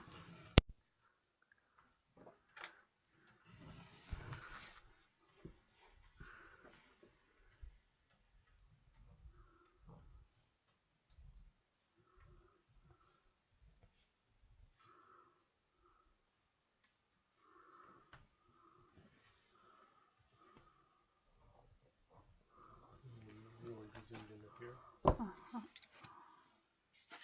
Yeah, just where I'm painting. Okay, let's lay this on nice and thick around their faces here.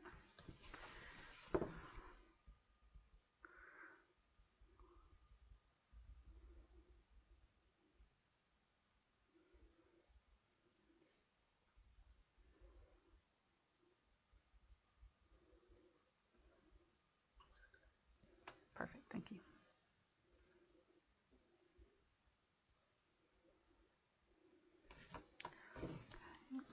So he's got a big one right here.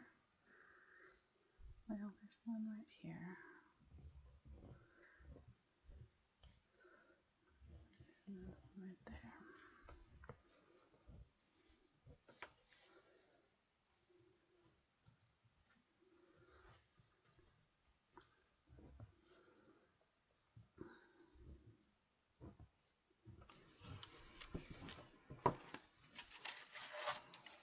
I hope that was showing on the camera. I don't know if I was moving it too far over.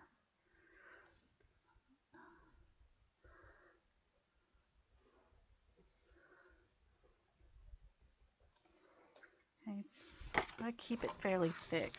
That's the key to getting the right look here.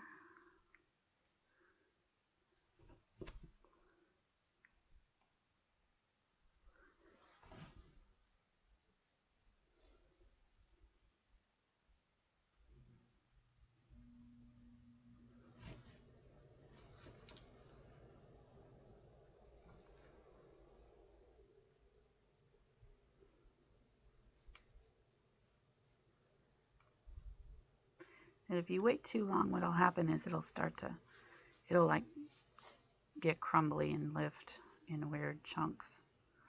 So you kind of just have to. Where did Angela get her stylus?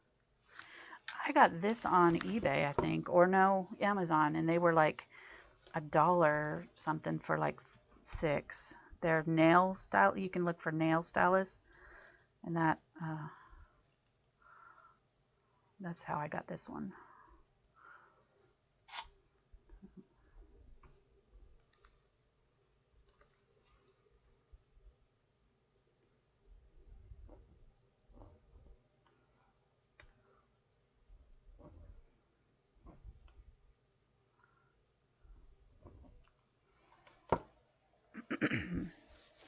Just keep on going. We'll keep going down here. I think I can get this all done here pretty quick. Goes pretty fast. It really helps that I put the transferred on the little circles here too, because that really helps, especially since you're having to go fast. Losing my voice.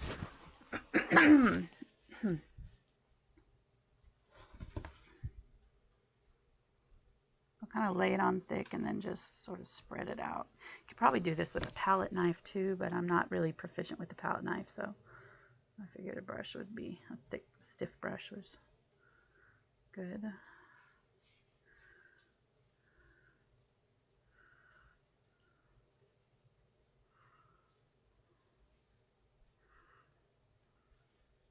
Oops, I'm off camera. Do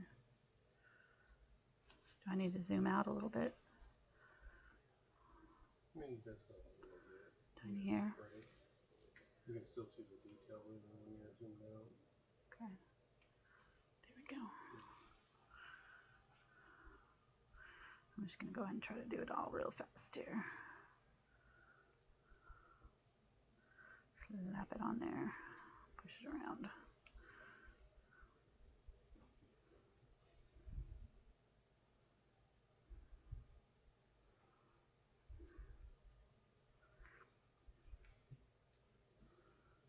Mark Muir says, I love that she's working on a smaller canvas. Shows you don't need to be intimidated with a larger canvas. He says he might actually paint later. Good. Okay, let me see. I can tell this is getting sticky up here, so I may have waited a little too long. We'll see. Get these circles in.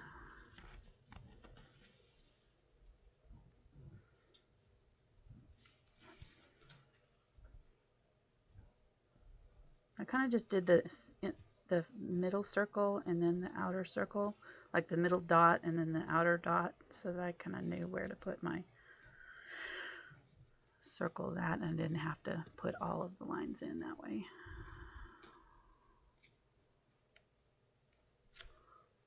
Really big one down here, I guess, huh? Oh, yeah, this one's real big.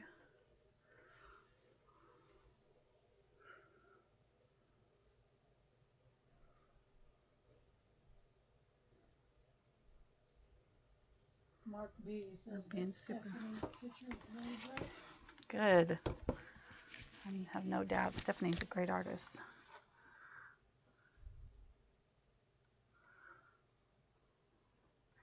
I'm just going to kind of fill in the outline edges with circles. Some of these will have colored centers, things. You get a low on there. Thank you, honey.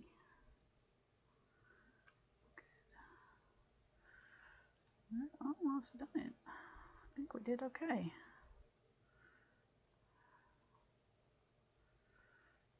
You can see how it gets kind of gummy on there. So, gummy. My Arkansas coming out there. Okay, awesome. Let me zoom out. That worked out great. Okay, there's So fun. Ooh, Stephanie, look at that. Awesome. Yep. Very nice. So we got that texture on there. Isn't that fun? Okay, so there's a couple places on his coat now that we are going to use this also before this dries. Let me see here. All of these areas that have these swirls will have this, and then there's some areas that have raised texture, little squigglies. So starting up here at the top, we've got some zigzags.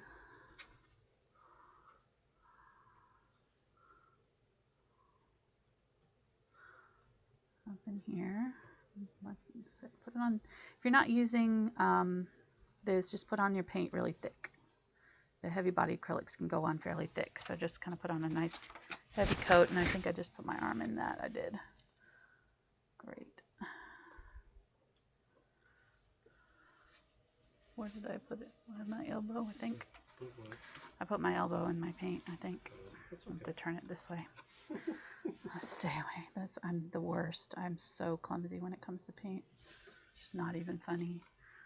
Okay, I have an even smaller stylus, so I'm going to get that one out and do my zigzag line right down the middle there, and then two on either side. And this is where you can, you can kind of do your own thing if you don't have to do it exactly like he's got going on here. You can kind of get creative and just do your own fun patterns and shapes. I think be really,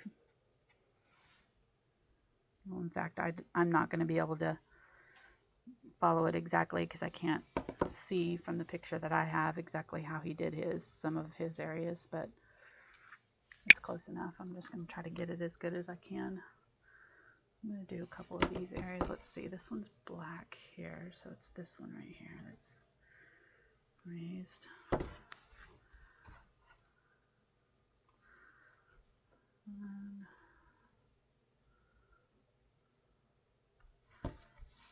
Okay, so then it's this one. Oh gosh, I keep putting my arm in it. Look at my sleeve. It's all covered with gold paint. I keep putting my sleeve in it. Dang it. Don't do that. All right, stop turning it. I gotta keep it this way. This is just, I wish I could turn my other, God, so bad. So now it's gonna have like texture. It's even more textured. I am a professional. Do not attempt this at home. And you haven't even been drinking? I know, that's the sad thing. I need some sippy sippy. At this rate, golly, what the heck. This is why I don't do fabric paints, because multiple times, you know, those like puff paints they used to do on like shirts and things in the 90s. I was hopeless at it because I always stuck my hand in it. Always. Just bad. They're all telling what time it is in all different countries they're all in. It's unbelievable. I know, it's great.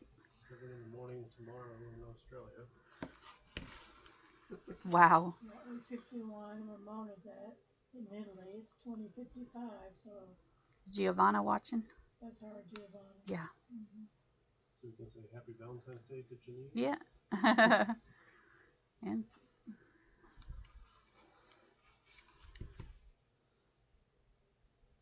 yeah, I forgot to mention that this was our kind of romance themed collaboration, me and Cinnamon. Her channel has exploded since she started doing that quest. Like, she is leaving me in the dust. She's got tons of subscribers jumping on that. It's awesome. She does it's kind of like a fine art workshop online. It's been great. People are wanting to know, will you stay live until this is completely finished? 1 more hour. Are you only going to do it 1 more hour? Well, yeah, I don't think I'm going to overlap Cinnamon.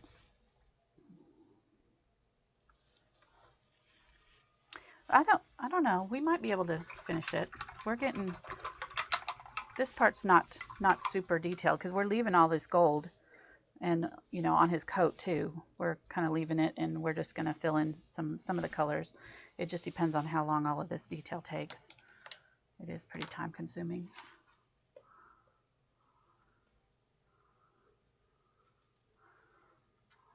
I'm just trying to find all the little areas here where his Witzel chimed in, I can't go anywhere, I'm working. Ha ha.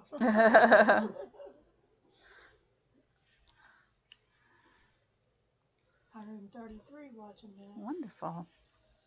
Those are our best numbers.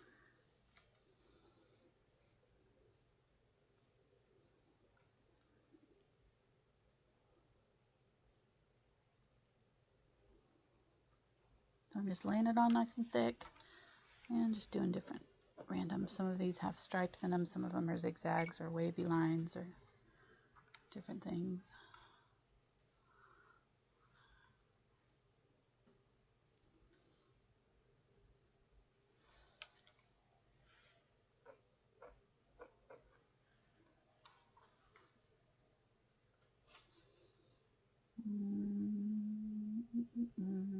Okay, did that one. Did that one. Move them down. I'm trying to make sure I don't miss any of these. Okay, so this big area here, let's do that. Scoop up a bunch.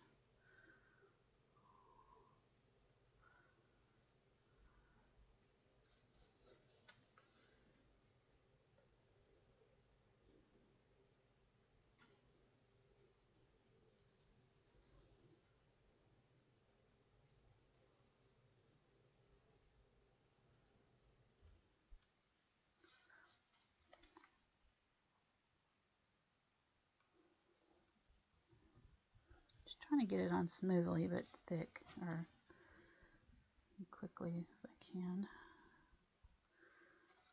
I may have to mix up a little bit more here.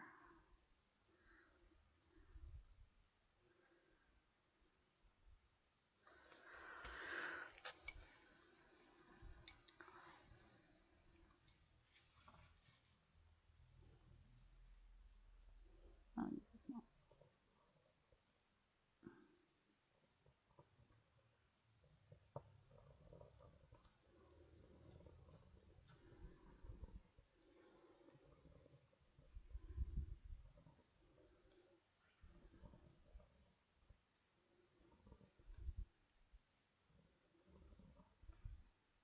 If you don't like the black showing through there, you could always remove it first. Like erase it first. It'll erase off some. I'll do this one a little bit.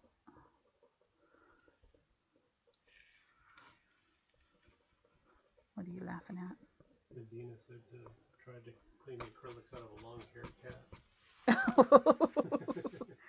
Oh, that reminds me of our cat Tucker. He used to do that. He used to get into my paints. When I'd be painting, he'd come around and he dipped his tail in him, because he had a big fluffy tail, more than once. That's funny. Yeah, somebody I forgot all about that. taking a pit stop and had to go to, I guess, to the restroom, and their cat walked across their painting. Oh no. Now we're on to fat cats. Oh, we have that. We have the weirdest cat. Last night I went in to say goodnight to my son, and Cashmere, our cat, he was already asleep, and she was sitting right up on his chest staring at his face. Just like, I looked in, I'm like, Cashmere, what are you doing? She was just like, what? Is this weird? I don't know. He's sleeping. I was just kind of checking it out. She's so weird.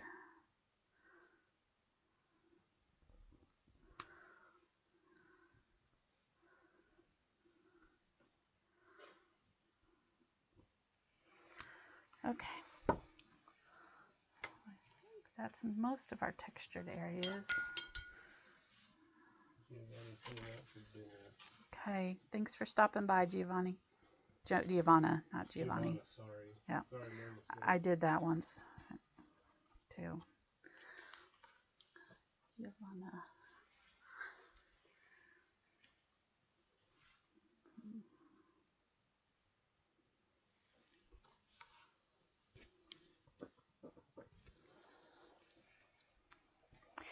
All right, so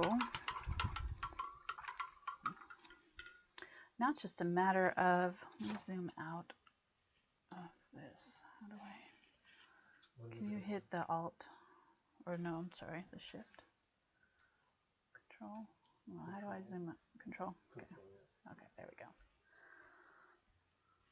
okay.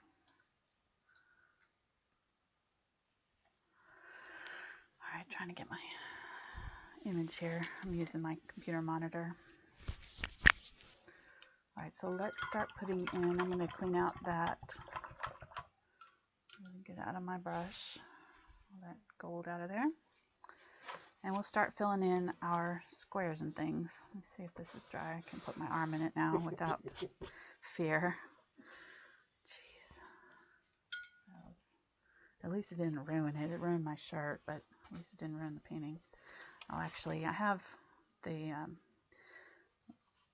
liquid acrylics here. So if you don't have the liquid acrylics, you can use the heavy body and just thin them down a little bit.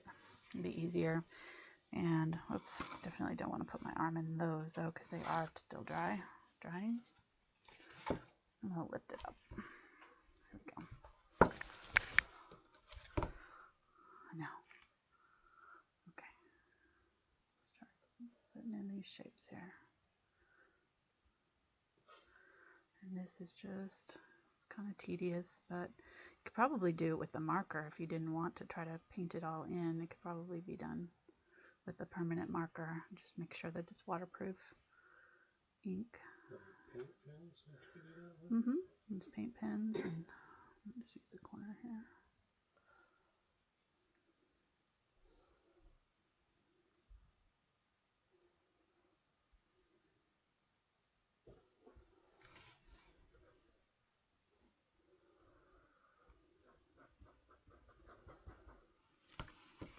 The liquid acrylics just go on a little bit more smooth. They're kind of like butter. Just soak into this canvas a little bit quicker.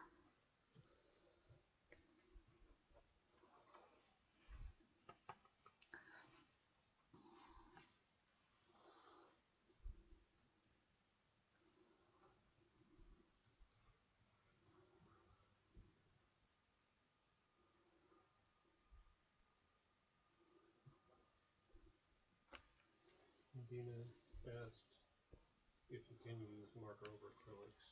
Yes. Yeah, the like Sharpie or something. Now Sharpie is fine, but if you have it in the sunlight, it's not light fast, so you don't want to use it if you're going to be putting it out where it's going to get some sunshine, unless you protect it with the UV spray.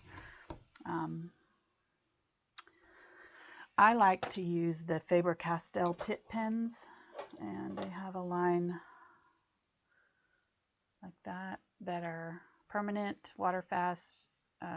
They're India ink, so, and they're light fast too, so they won't fade as much, and they're not super expensive either, which is nice. And they are slightly blendable. When you first put them on, you can kind of smudge them a little bit. Oh.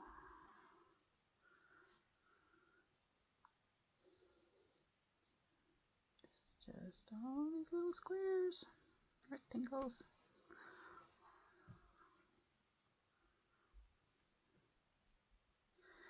I have to say that this has probably been one of my favorite paintings for a long time. So I'm so excited to be able to be painting it. I was really excited when Cinnamon suggested it. It's like, yes, but then now that I'm doing it, I'm like, what? It's so detailed. But that's what makes it so interesting. So much going on.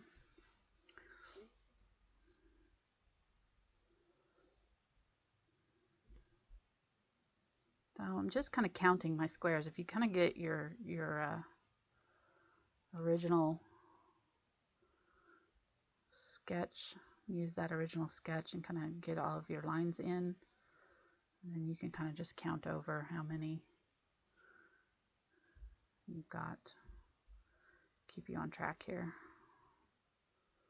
And I sort of use this as this big black one as my sort of base, home base for counting over and down however many it's going to be. So, not super exciting, sorry. This is just sort of tedious here. But a lot of little squares. How much time do we have? 55 minutes left. I have 40 watching now. Okay, great. Well, Klimt, I was reading about this painting, some little facts and things, and it said that he painted this. This was the height of his golden period, so he did a bunch of paintings with these gold leafed. After visiting Byzantium, I think he was using it. He liked the mosaics that had all the gold in them, and so he kind of replicated them in his own style here, came up with this. But he had just done a commission at the Vienna University, I believe. I may be getting this wrong, but anyhow, he had just done a commission, and it was like a set of 3, I believe it was their paintings or murals, but they were really highly criticized because they were had nudity, and they were being called pornographic, and so he was kind of at a low point, and it really harmed his reputation. And he wrote a letter to one of his friends, and it said, either I am too old, too nervous, or too stupid. There must be something wrong.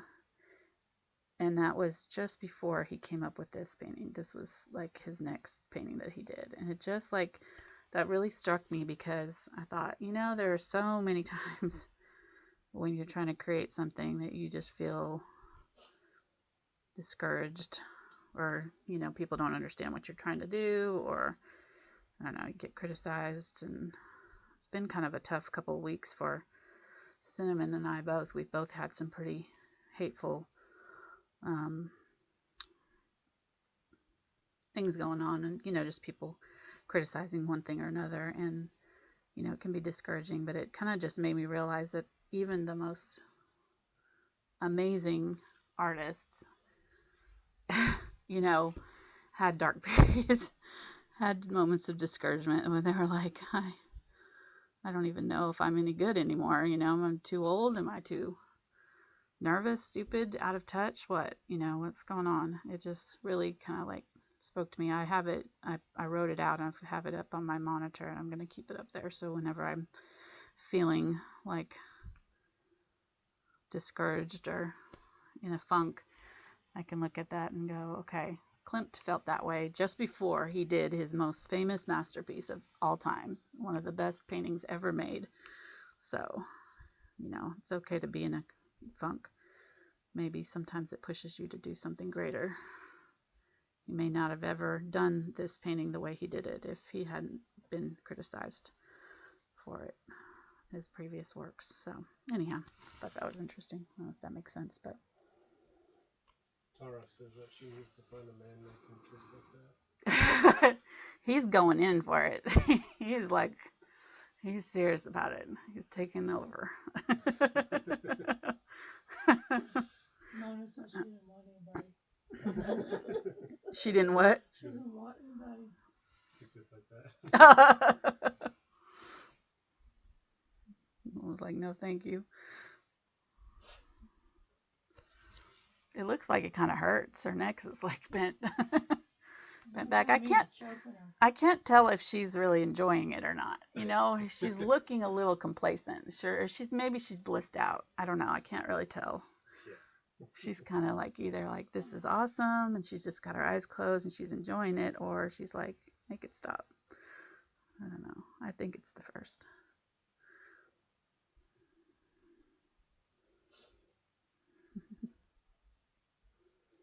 Uh-oh. So do you know when this painting became loved or famous? It actually immediate or after his death? It was actually immediate. I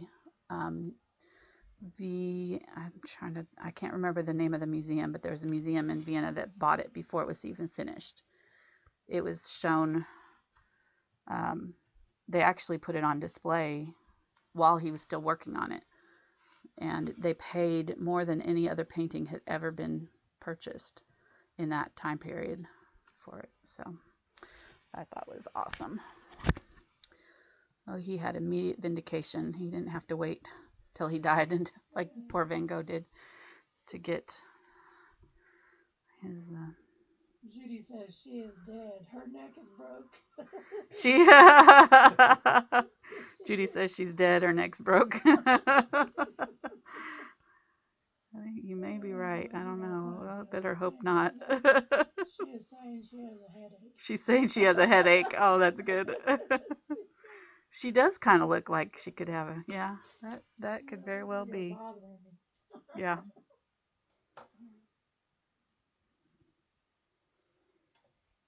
I think she's just kind of enjoying it. She's just going.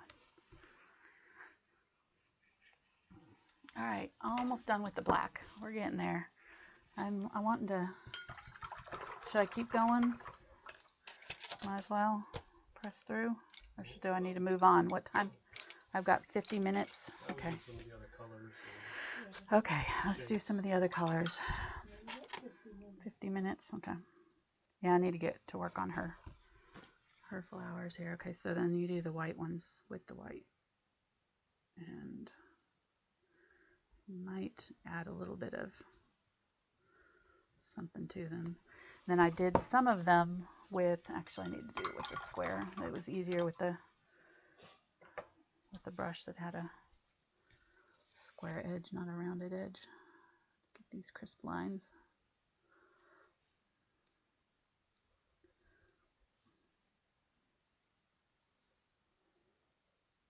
So what I did also is went through and did a few of them with some of these other colors, like the bronze and the darker gold, because some of them are a little bit, just a slight shade off.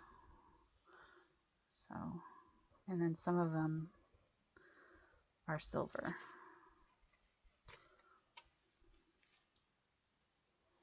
Mm-mm-mm.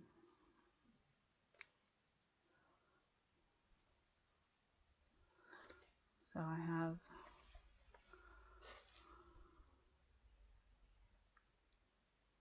if you put them on thick, you can, these are the heavy body acrylics. You can see you can get some texture just with the heavy body acrylics. You don't need that gel medium in them.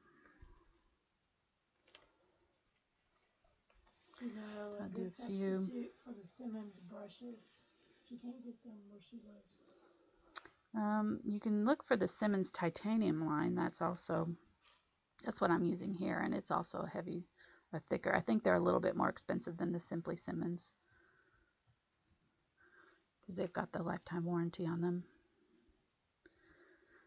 and I think they're just as firm. They might be just like a step up from the Simply Simmons line.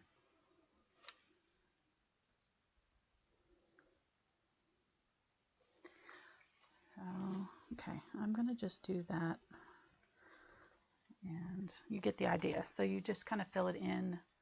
Let me zoom in. Just kind of fill it in, and do different colors and different in each one. Outline your ones. You've got the example reference there. I'm gonna do a few of these dots where the dots need to go in the silver. Up.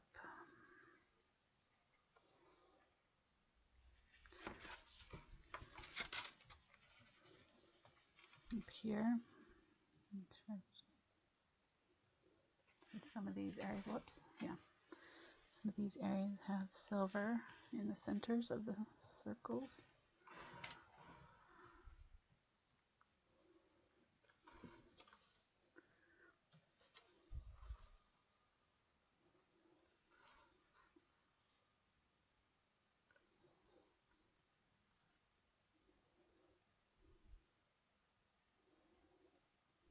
She says that I don't think she can get any kind of Simmons. The shipping costs are way higher than the brushes. I see.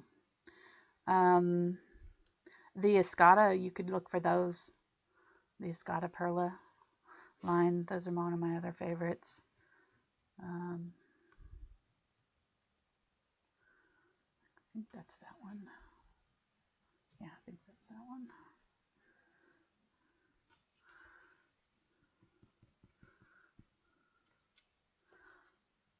I think the Escada is a Italian brush company, not mistaken.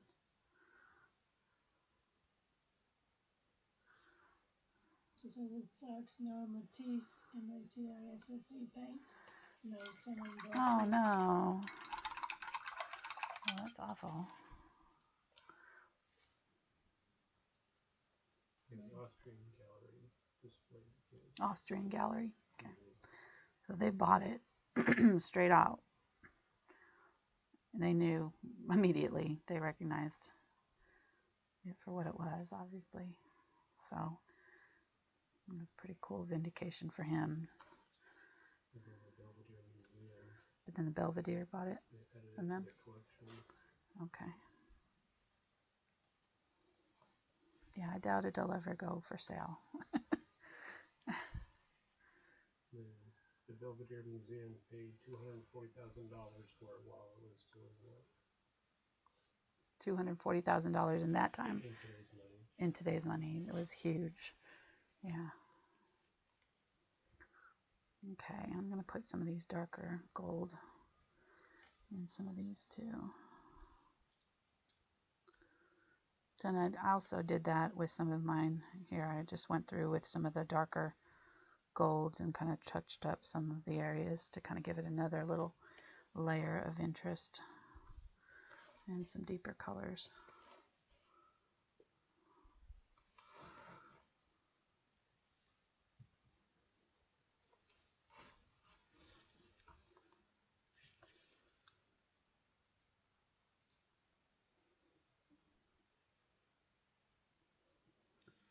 Okay, so, oops, I put my hand in it.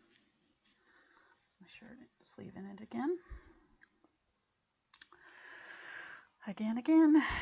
Okay, so, yeah, that's where it ends right there. All right, there's some red dots in there too, but I'm going to leave that. So basically you get the idea. You just kind of fill in the whole coat, do varying shades of the golds, and silver, white, black. It's a lot of detail, but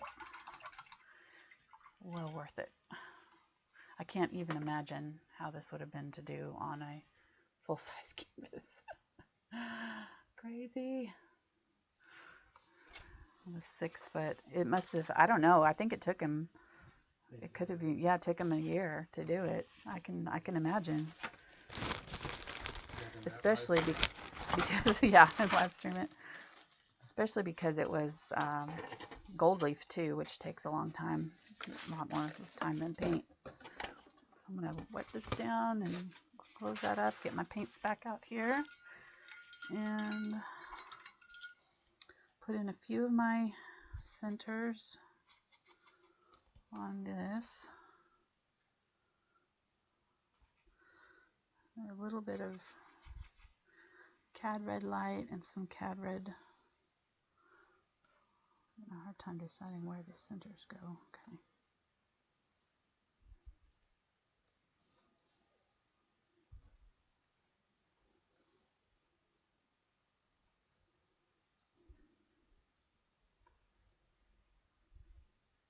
Oh, I don't think that one was white.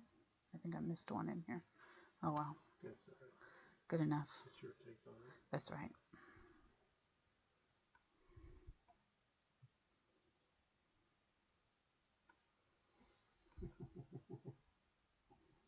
What? Mona wants to know how your neck is doing. My neck is fine, yeah. I'm used to painting it on a table, though. My neck will hurt tomorrow, though. Trust me. Mark can attest to that. He's given me multiple neck rubs. Again, they said if you roll your shoulders back, it wouldn't hurt so bad. Yeah. Sitting and painting. Mm-hmm. Okay, I'm not sure. The junkie data girl says, "Hi everyone, here you all are." Hi, Marisha. She was looking for us all.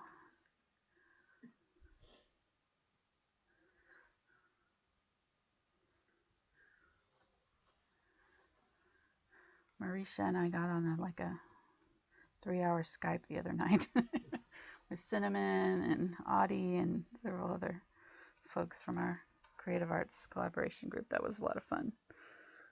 We were up too late chatting. Okay, so let's get in some of these fun details around her, all this fun floral stuff. I've got a number 2 round, and I'm just going to grab some white and start putting in some flowers in her hair here. Before I do that, I'm going to put a light coat of white down in some of these areas that I want it kind of transparent, but some of these areas. You hear that, Stickman? No, What? You have to get Angela a massage tomorrow. There we go. I like that idea for Valentine's Day.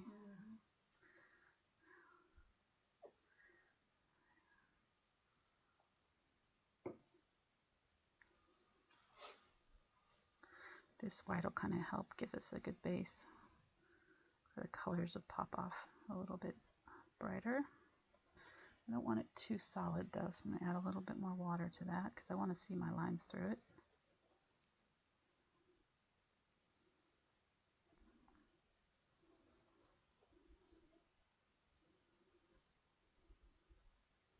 And all of this gold in her dress is just going to stay right like it is.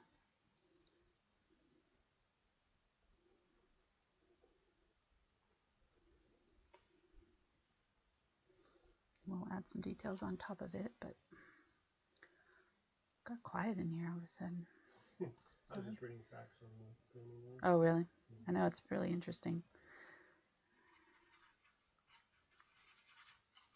Yeah, the original one is 6 foot by 6 foot. Yeah. Let's get a little bit closer to the flesh tones here.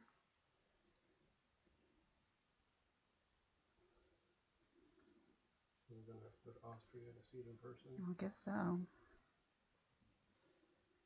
Did you see the, I know Mark saw it. Carolyn, did you get to see that, The Woman in Gold, the painting about, or the movie about the painting, The Woman in Gold?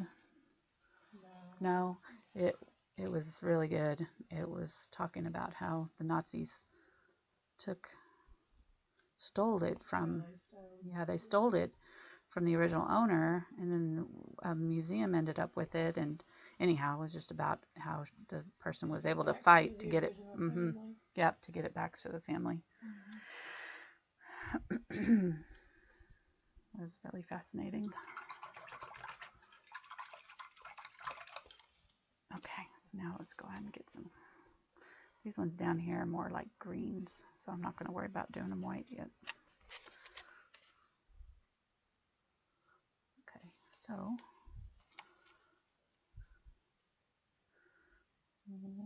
just set it down. 2, 3, 4, 5. Yeah, we can zoom in.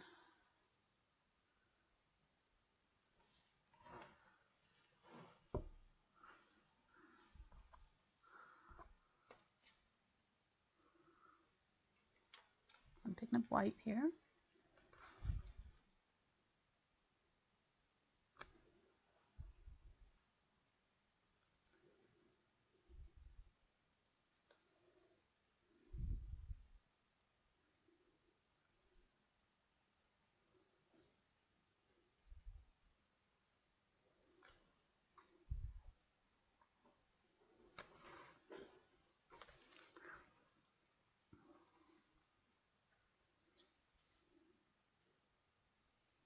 I just got white here. I'm just going to twist my brush to a point there.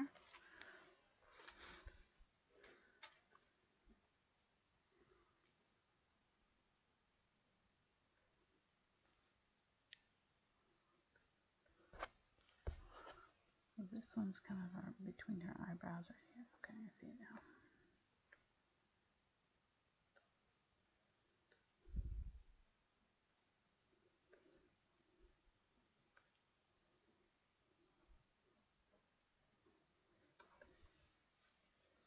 Very simple.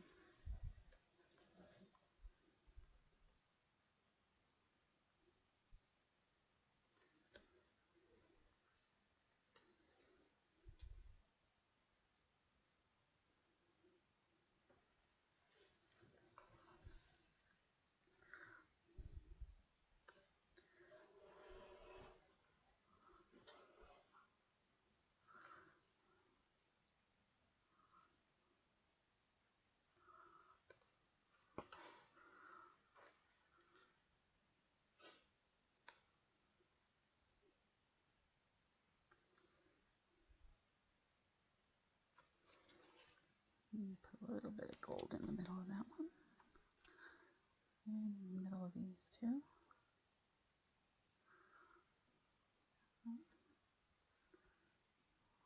Okay.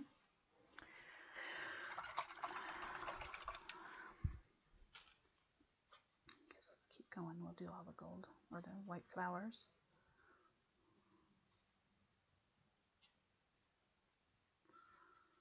So there's some more down here.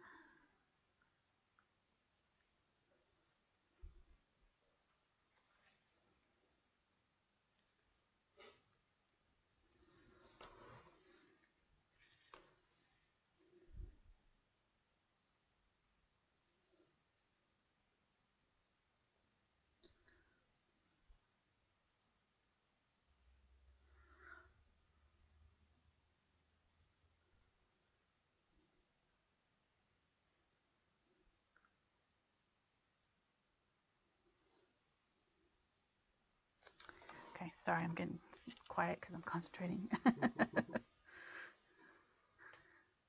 Silence. Silence is golden. Silence is golden. There you go. Mark keeps posting Stephanie's pictures on your Facebook page. Oh, good. I'm glad she's able to keep up with this. That's impressive because Well, she's a little bit behind. trying to paint along is hard. Good. Okay, so now I've added some ultramarine blue to this white. And I'm just putting in some of these flowers that are in her hair. Pretty.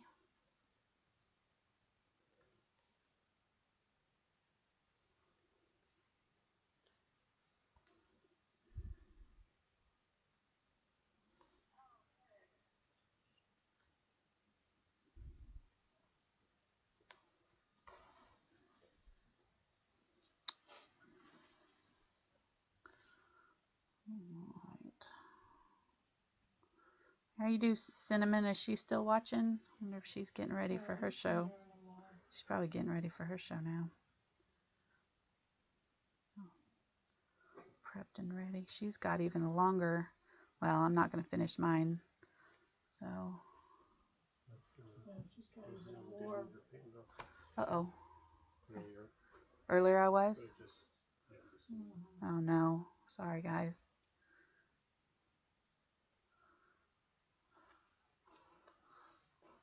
Sorry. Forgot about that. And I wasn't doing a good job keeping an eye on it. Yeah. Come on. That's posting to social media. Oh, well. I'm falling down on the job here. Got one job. I'm sorry.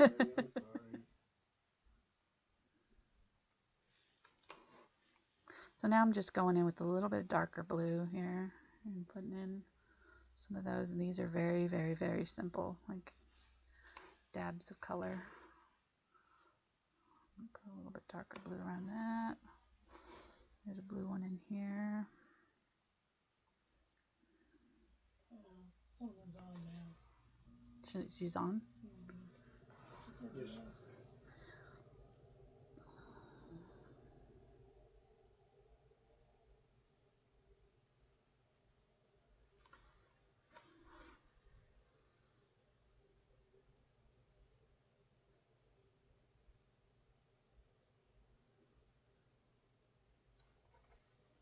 They're asking her how she's feeling. She's feeling better. You know, Is she feeling better? she said, yep. Good. Good.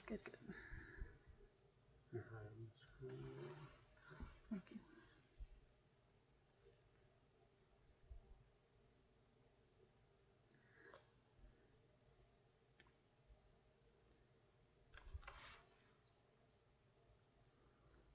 Almost done with the flowers on the hair.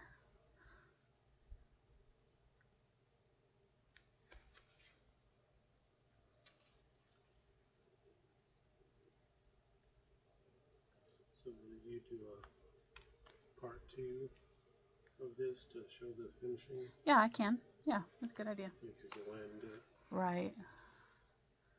Yeah, I sure can. That's a good idea. Okay.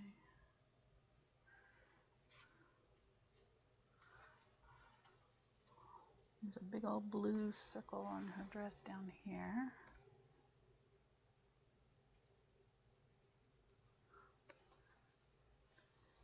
All of these flowers are blue in this.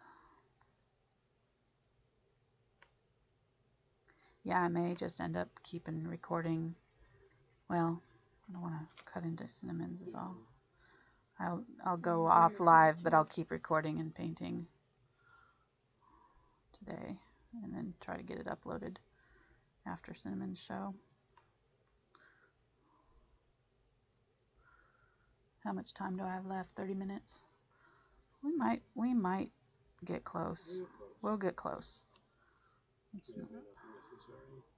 mm-hmm. You show all the colors and techniques. Yeah, I'll show, right, exactly. I'll show all the important parts, and then I think that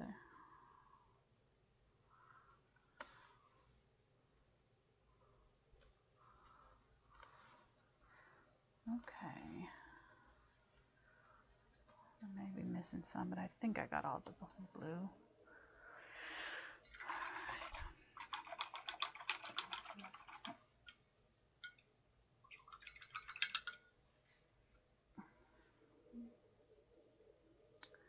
Okay, the centers of the flowers. You can stay live. I can stay live Well, I don't want to overlap Guess her. until you finish. Okay. What she said. You You can stay don't overlap alive. our time too much. Huh? So we don't want to overlap our time too much. Yeah. Well, I knew yesterday going in that we weren't going to finish on time, so it's not a big deal. If Cinnamon wants to go one time, I don't mind stopping. Stay on live, and then the others are saying yes. Please keep painting. Keep painting. It's amazing to me that anybody's even interested in this. I still. Someone said because both episodes upload afterwards anyway, right? Right, they do. Yeah. So, Right. Yep. so she said, Yeah, so they can just pop over to them and then they can watch mine later. Yeah, that's a good idea. So those who want to go pop over and watch what Cinnamon's doing can do that, and then the rest that want to watch the end, they can watch it later when it's uploaded. Yeah, I think she's saying though for you to go ahead and keep doing it, and then whenever they can, they'll pop into her. Okay, that sounds good. So, Yeah, that works. I'll keep going then. Alright, so Carol and I get overtime pay. That's right. You are in for it now. We're union, right? So time and a half. Of 0? Oh, wait a minute. So now, Mark and Carolyn let Angela know this is looking great. Angela, stay live, please. I will. Okay, is that from Cinnamon? No, Or- but she's right there. Yeah. Okay, I will. I'll stay live. MWD Art. The only person that's going to be sad is Spencer. Yeah, my son Spencer has been waiting for me to get off so he could get on his live stream.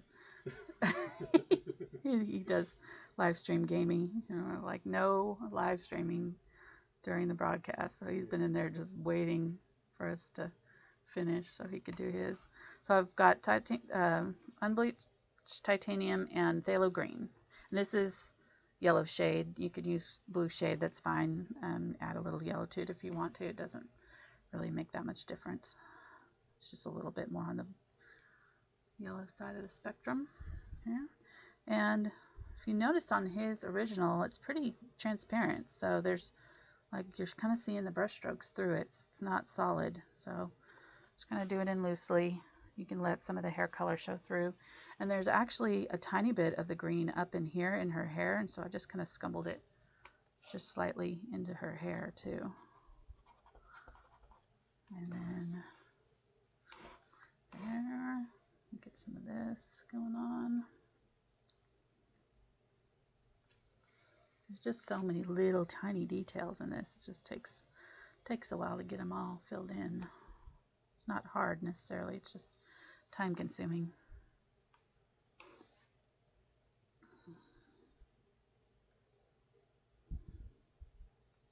Some of them are a little bit darker than others. You can grab some of the straight phthalo for that.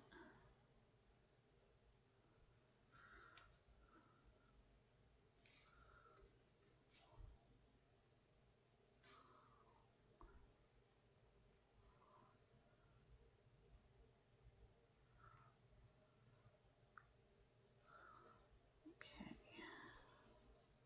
Good. I say they're loving the close-up stuff. Oh, good. Good. See better what I'm doing. They can do. Good. All right. Well, she said can't see what she's doing.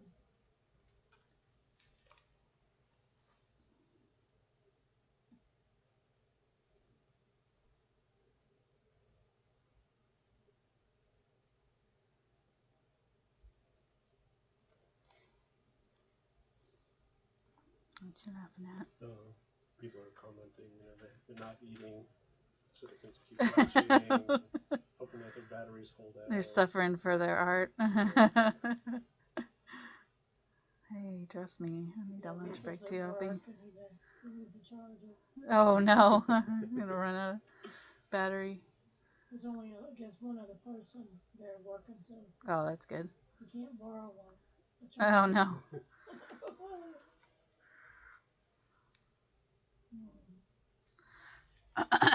Mark says that Stephanie says that the detail is like doodling and lots of fun. It is fun. It really She is. likes to doodle, Stephanie does. I know. Yeah, she does a lot of doodling in her She has a lot board. of- She draws really well. Like, I'm really impressed with her drawing skills. I love seeing her drawings in her board. So you're just mixing the green with the white? Yeah, green with the white, and I'm just kind of trying to see where these flowers, there, that's better. Let me see if I can hold it where he can see what I'm doing there. Okay, I can see the colors better now underneath. What's also says he has no charger cables for his tablet, no car charger either. May have to hijack the desktop. And Kim says, well, whatever you have to do, Nicola. That's all right. Whatever it takes.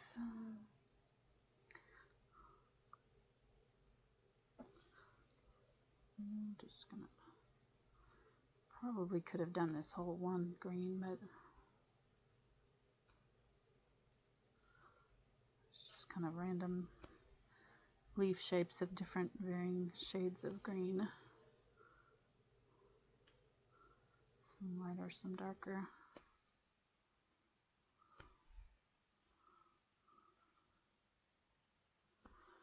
And you can cut that phthalo with a little bit of the raw sienna just so that it's not so bright, because it's such a vivid green. It'll help make it not look so neon.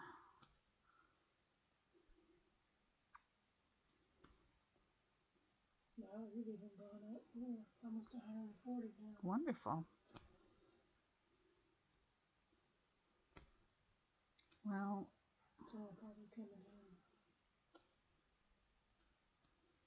to watch the ending part of this one. Trying to jump over to Cinnamon's. It's okay, we're taking. That's right. I'm gonna tone down this. Okay, so now I got a little on her hand. If you go over, it's a little trick. You can use a paper towel while it's wet. As long as your undercoat is dry, it'll come right off.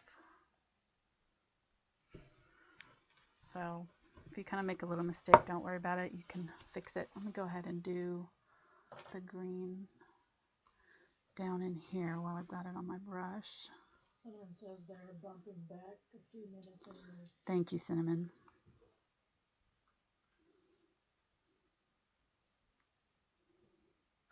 That works great.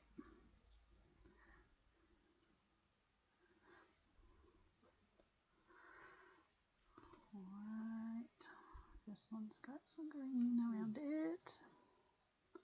She says it's going slower than usual today. They probably do.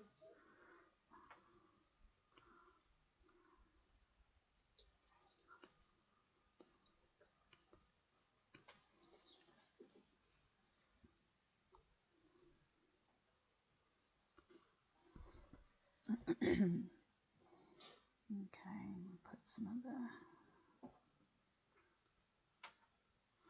a little bit of yellow up in these areas here.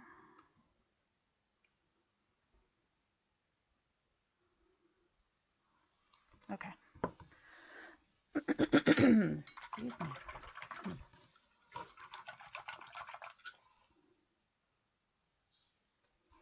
So for his hair, it has, I'm losing my voice. It has phthalo green, and then the ivy is a little bit, thank you, is a little bit neutral, so you can, let's try a little bit of this raw sienna in with it. Makes it a little bit more olive toned.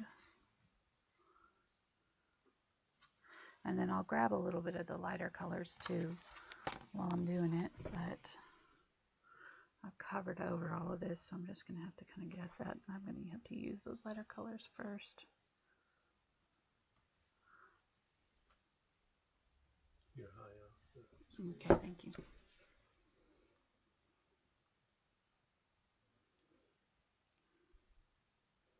So refer to the hand in your picture and just use your landmarks to get your placement. So, you know, one up from this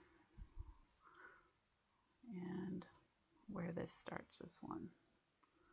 Make sense? Well, since we don't have any landmarks left to use, because I've painted all over them with the black, we're just going to have to, yeah, we don't have the tracing anymore. We'll just kind of use our old-fashioned. This one's right above her hand there. This one is right between her mouth and there. This one's coming down his forehead a little bit. This one's kind of hidden in his hair. This one is too, and then this one's up here. Okay, and then I'm going to go back in with these darker colors and tone these down because these are way too bright. And I may even use some burnt sienna to make them even darker.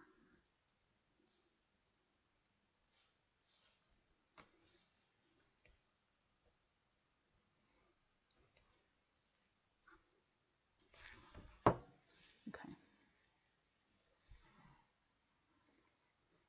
That's good. You can play with them a little bit more if you want to, but I think that'll be good enough for now. Let's get in some of our red flowers here.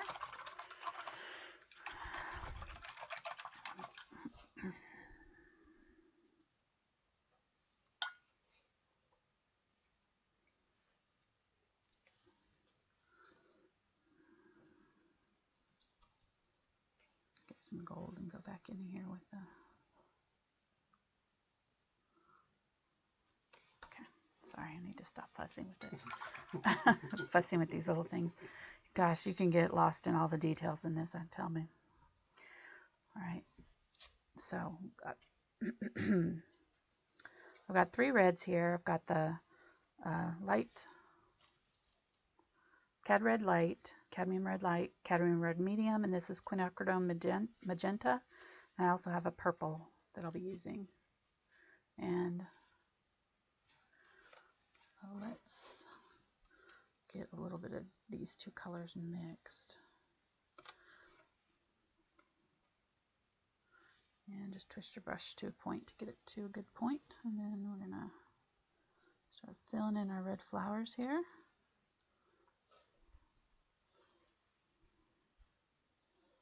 I'm going to go a shade dark, and then we can lighten up. Some of them will be a little bit lighter.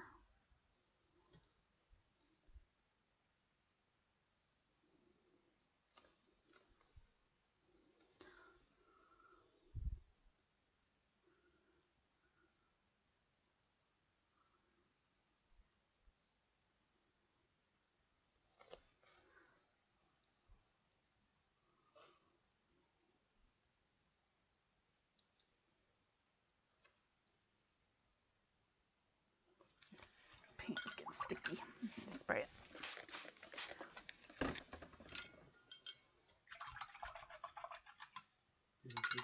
Tell me how awesome and stunning and beautiful. Awesome. Is it coming out? Wow. Thank you so much.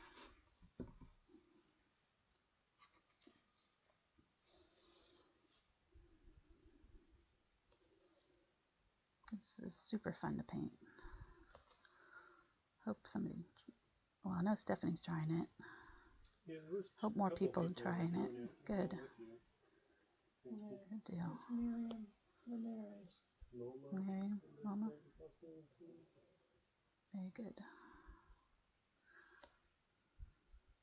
And having that white underneath here, that really helps now. It's making it, these colors really pop. And I'm using the lighter red, Cad Red Light on some of these.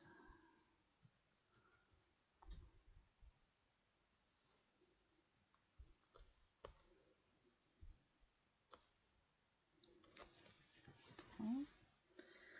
And then some of the centers are just plain white, like this one.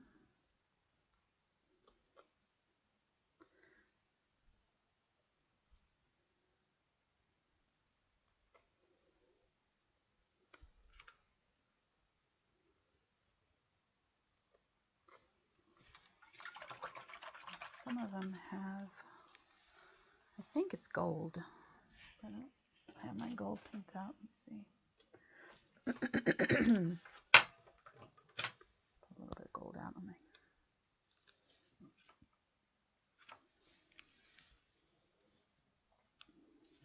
Number 23 on the hashtag. Awesome.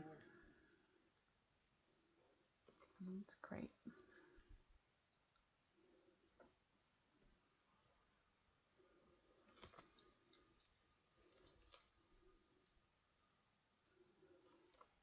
So I'm just going back in and putting some gold in some of these centers here. Got some texture. I'm going to put some gold in.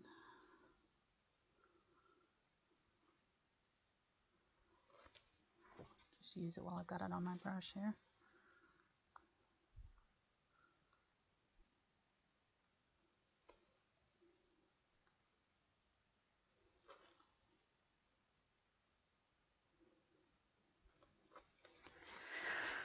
Okay, and I think these over here also have gold centers. If they're not shiny gold, they are now. So I don't know if they were shiny in the original. It's hard to tell. Well, let's use some of this also. Actually, I need some of the bronze.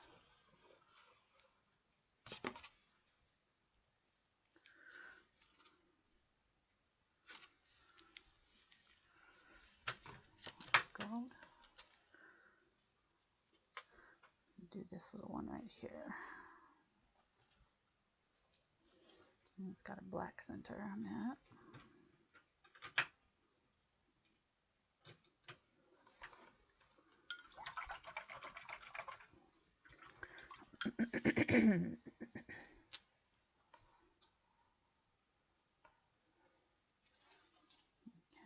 There's, I can't tell if it's blue. I think it might be blue.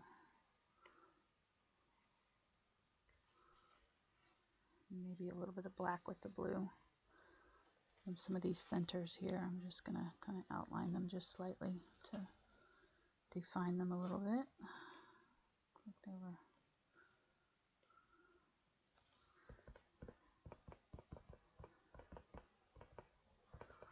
Use my blendy tool here, my finger.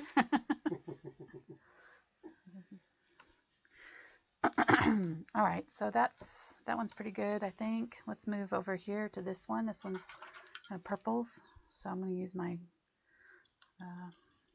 Dioxazine Purple. Oops, got gold in it.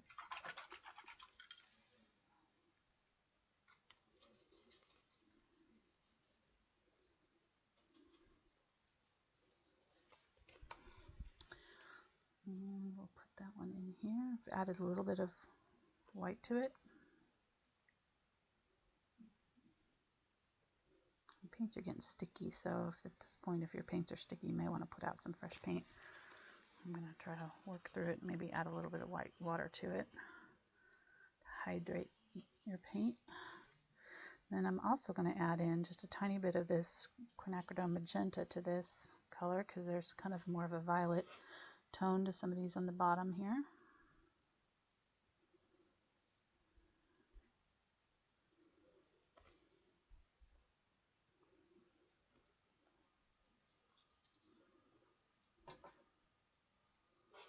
This color would not have shown up against that background, so it's good that you have the base of white there. That's why I did that first, because otherwise it wouldn't show up. Put a little bit more blue. That one's good.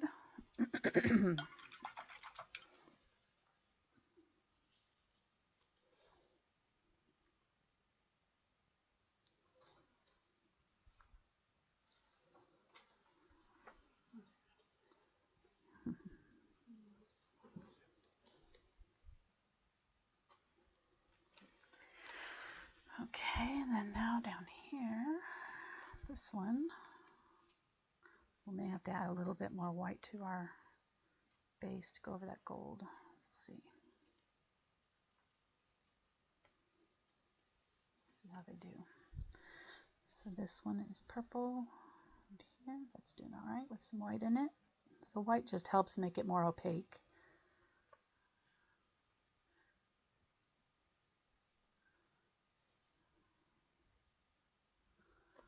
And up here. Close, it's awfully quiet in here. I don't know what to say anymore. I've talked for 3 hours. Just about all talked out.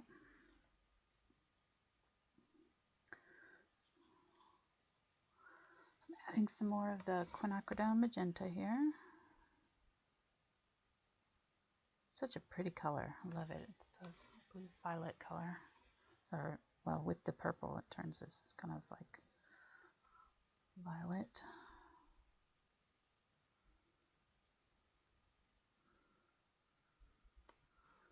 Do another layer with a little bit more of the magenta, a little bit less purple. Well, see, it's beaten up. It's not wanting to stick to that gold. We have to add some white, make it a little denser. There we go. Do some of the centers here with some white.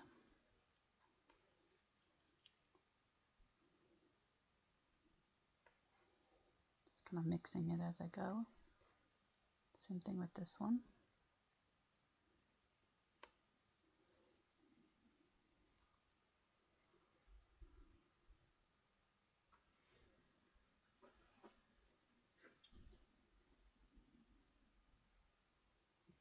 Everybody gets a break but me. That seems that's not very fair.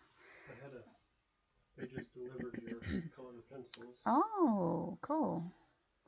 Grab those out. I want to try the black one. Okay.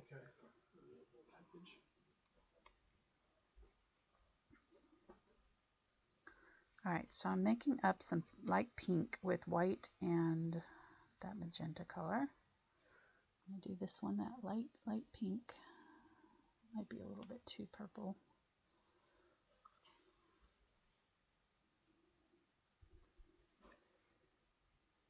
Let me clean up my brush so I don't have so much of the purple in it.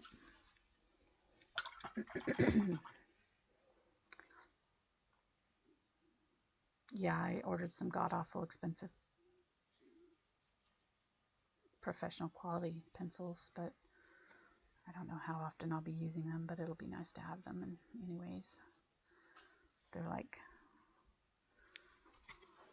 $3 a pencil, $3.40 a pencil, I think. I worked it out. Crazy. I don't know what I was thinking. Well, I was getting ready to do this and I was realizing I didn't have any good pencils is what happened. I had good pencils in college and I don't know whatever happened to them. I think I must have gotten rid of them at some point. Or used them up or something. I don't use pencils that often, but they are handy to have around when you need them. Maybe I'll use them more now that I've got this really cool set.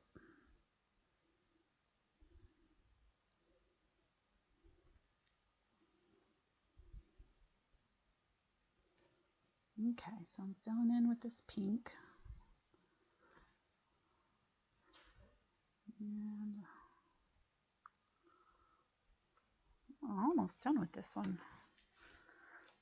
Pretty. It's turned out so pretty. Oh, good. I got some new brushes. I can try one of those out too. Simply Simmons. Sorry. Get it right. Simple Simmons.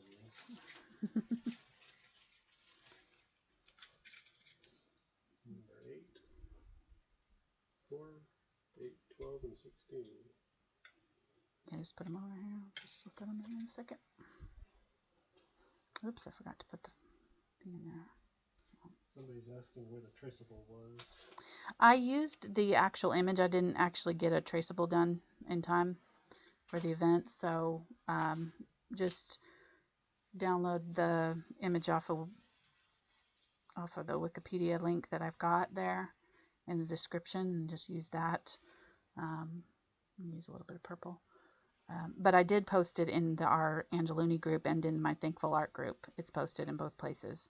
So the part that I cropped, this section that I cropped, so that you can print it into parts if you want to. So if you go there, the links are both in my description also. There's a lot of colors. Yeah, I think I got a set of 40. Yeah, let's get 40.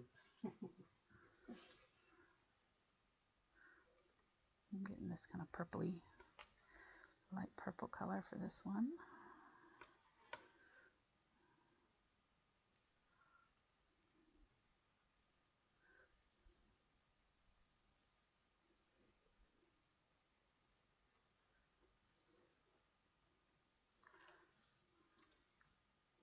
These are pretty roughly painted in his. If you look at the reference, they're not really very detailed, so you don't have to be too careful with your edges and things. It's okay to be a little bit messy with it, which I like. Add a little bit of white and yellow to do some of these centers here. I think that's about right. I can't see, there might be a little bit of touch up that you can do, but I think we're pretty good. Oh, this one needed center. And I feel like this one needs more bright white. My white is getting all contaminated. I'm going to have to put out some new white. There we go.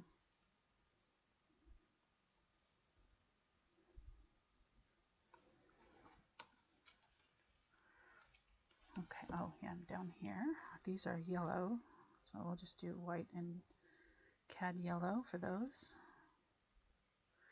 Yellow is one of those colors that really won't pop unless you have some white either underneath it or mixed into it. And you can do 2 layers, do white first and then do the cad yellow over the top, or just mix it in with it a little bit, and then you can always add more brighter color, but these are actually kind of muted anyways, so that's fine. Worked out.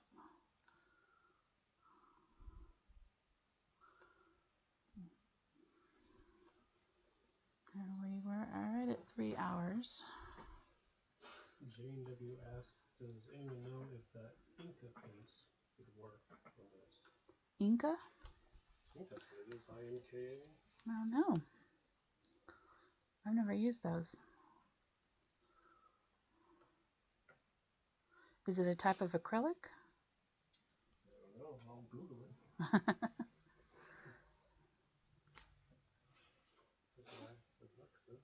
Yeah. Okay. So I'm going to use some kind of off-white, not quite bright. And I'm going to fill in a couple of these spots here. There's one down here that's really white, big one. Carolyn, if you're tired and need a break, you can. Oh, no. You're okay. Okay. Drinking water. Yeah. Catches up with you. With a good kidney. Oh, right. Yeah. Makes sense. Okay. Let's go. Let's do our little details in the liner brush. Let me see the pencils real quick. There's the dark Ooh, they're so pretty. Okay, let me see if this works over the top. I'm going to use a blue. Let me see, this might be... Okay. I'll try these two and see. Well, I'm going to have to keep them in their fancy little holder, huh? See if they go over the top of this. A little bit.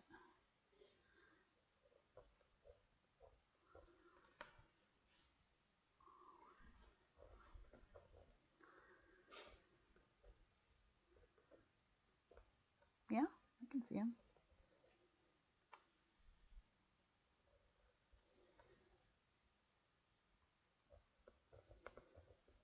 There's a way to get small lines. What? This says the Inca paint is a gloss paint containing natural beeswax, suitable for absorbent surfaces like terracotta, tartan, and stone. I don't know. Package containing 50 grams That's working. paint. So yeah, it's in acrylic paint. It has acrylic paint in it.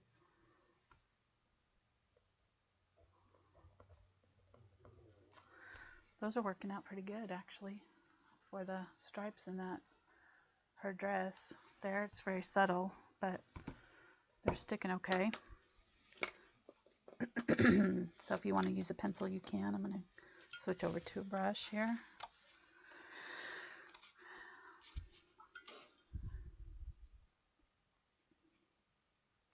It's a light blue that I used.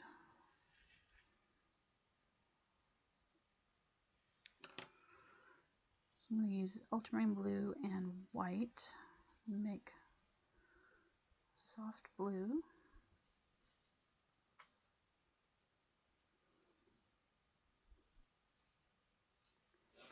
I'm not sure if I'm even going to end up using the phthalo blue, so you may not have needed it. It was on my list of colors, but I'm not finding that I'm needing it for anything here.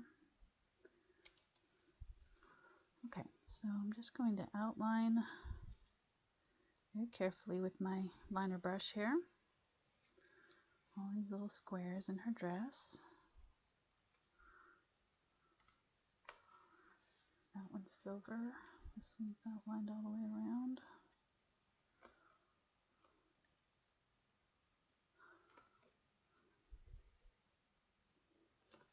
And this is where that outlining tracing is super helpful. I mean, this can be done without it, but it would take a lot longer just to kind of get your bearings without your tracing.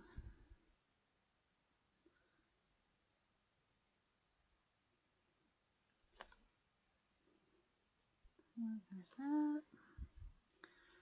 There's another one here that I didn't trace. Another small one over here. What are you laughing about? Talk about a YouTube channel printing with the pens, acrylics for seniors. She was asking if we had a porta potty in the studio. That's good. Fortunately, I've got a bladder that doesn't need to go very often, because otherwise I'd be in trouble. Can you imagine? Be like, okay, we're going to break. Yes, exactly.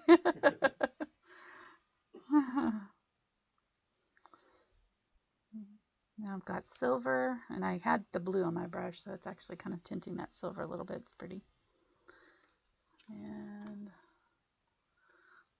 okay. Oh, there's one more of silver right here, I think.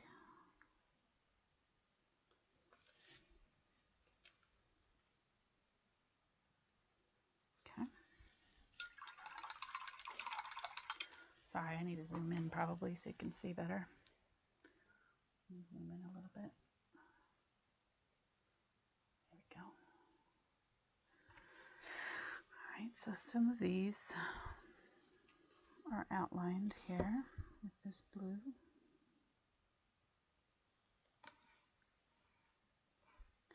Just using a very small liner. Oh, I forgot to do my purple ones right there. It's just like, and actually this is not doing well on top of that metallic, so I'm going to have to make it a little bit thicker. Too much water, it's not wanting to stick to the canvas. There we go. Make your paint a little bit thicker, it'll work. Usually with the liner brush, I thin down my paint quite a lot because it's easier to control with the thinner paint in the liner brush. But in this case, it's not going to allow you to do that, so you just have to make it work. Okay. I think that's good. This one has a little bit, it's not quite outlined, but I'm going to do just a slight color. Rub it in. Am I? Oh shoot, I didn't realize. Thank you. I need to move these pencils out of the way. Okay, so I'm going to go back up here where I did those pencils and use this paint instead. I think it's going to show up a little bit better. These are just little lines.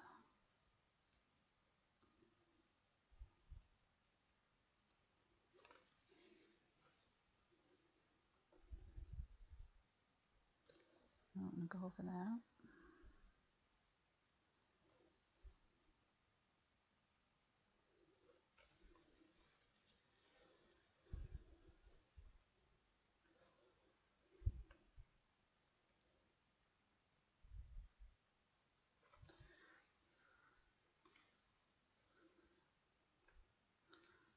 Probably ought to do my little circles first. Let me do that first. I need to go through here and put in my little gold circles. And I'll put my purple flowers in too while I'm at it. Over here.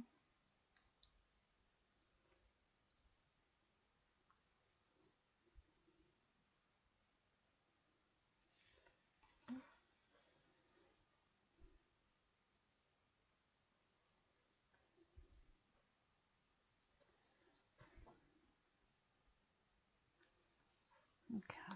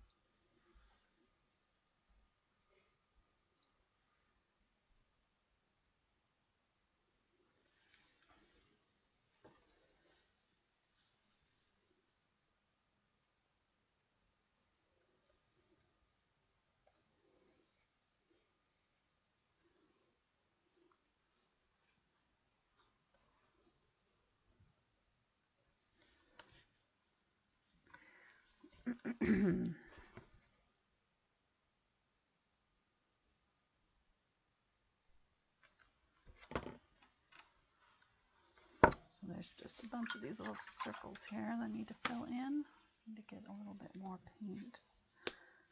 Gold.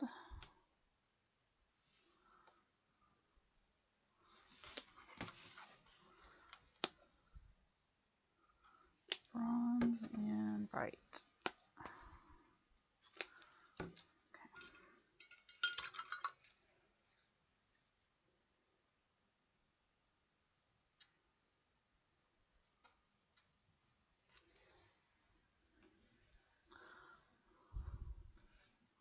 Let's put a little bit of this bright gold in the center there.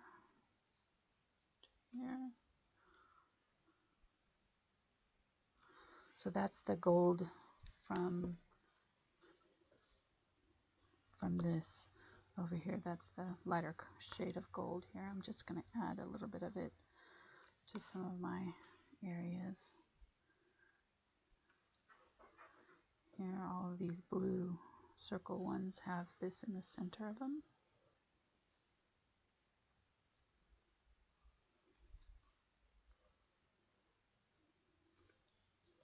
And honestly, this is kind of up to your interpretation. You don't have to do it exactly this way.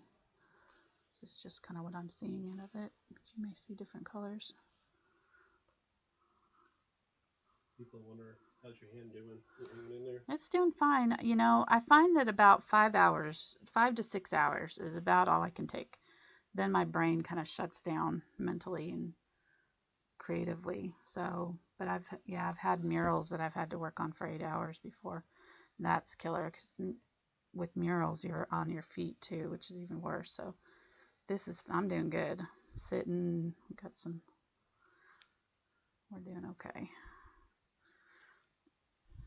Comfortable atmosphere. I did a mural once that was, well, I've done several murals in unfinished houses, and that's the worst because of course they don't have air conditioning or heating. And if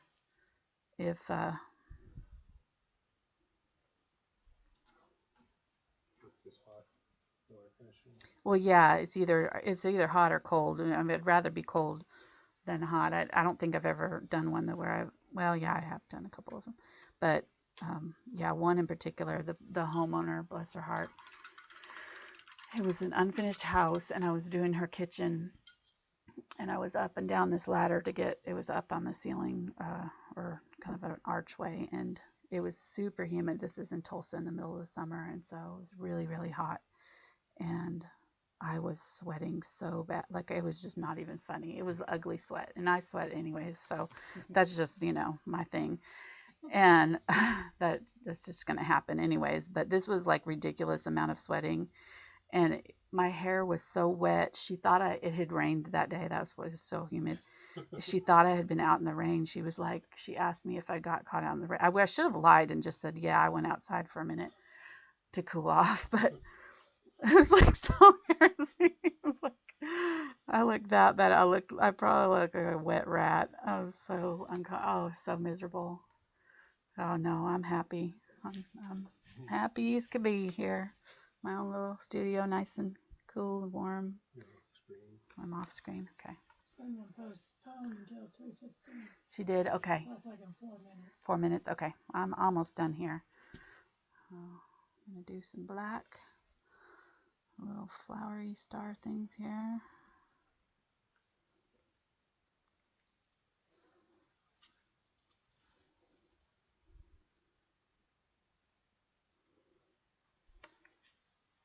Oops. Okay.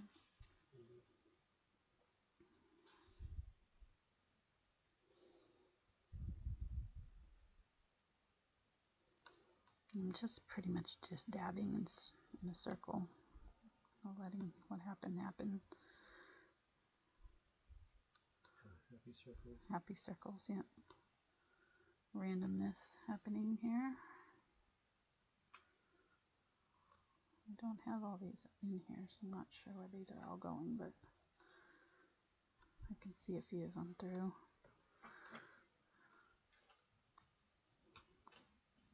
Some of them are more silver than others.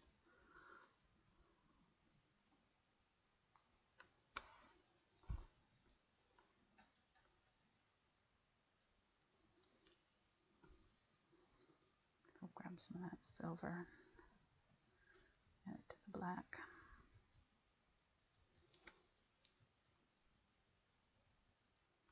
Do the center silver, looks like. It almost look like cheetah spots or something. Mm-hmm.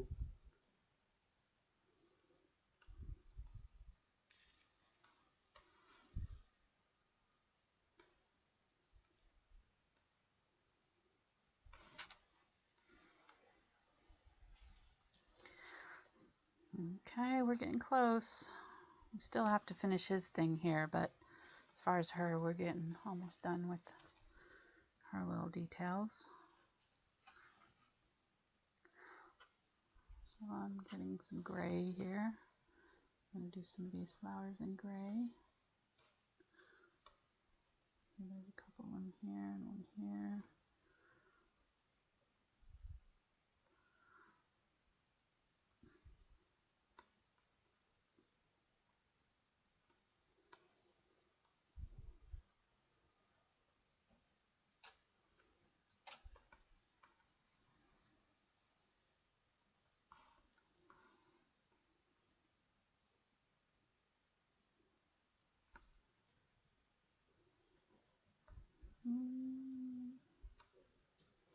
Sorry, I'm getting quiet. I just don't know what to say anymore. I'm so in the zone, trying to concentrate here. Sorry. Not that exciting to listen to. But there's more gray down. There's some more silver down here. I missed one. Right here. And this one has Cad Red. Somebody's asking for a wide shot of your painting, please. Okie dokie.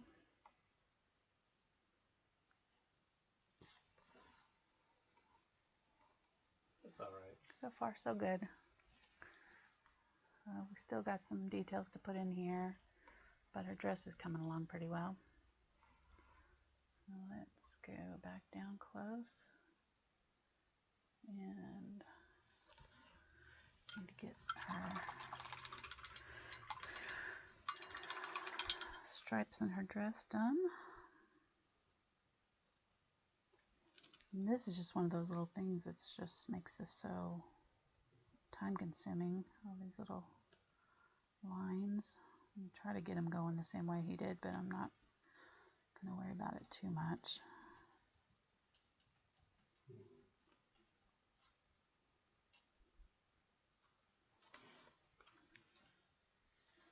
It's kind of the same feeling.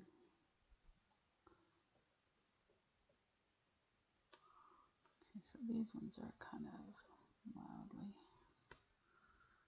looping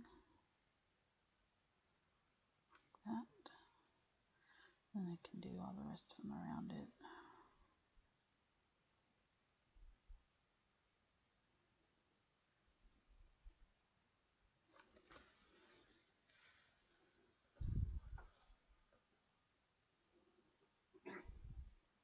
Somebody's just discovered your site. She's healing from surgery and started painting to take up the time.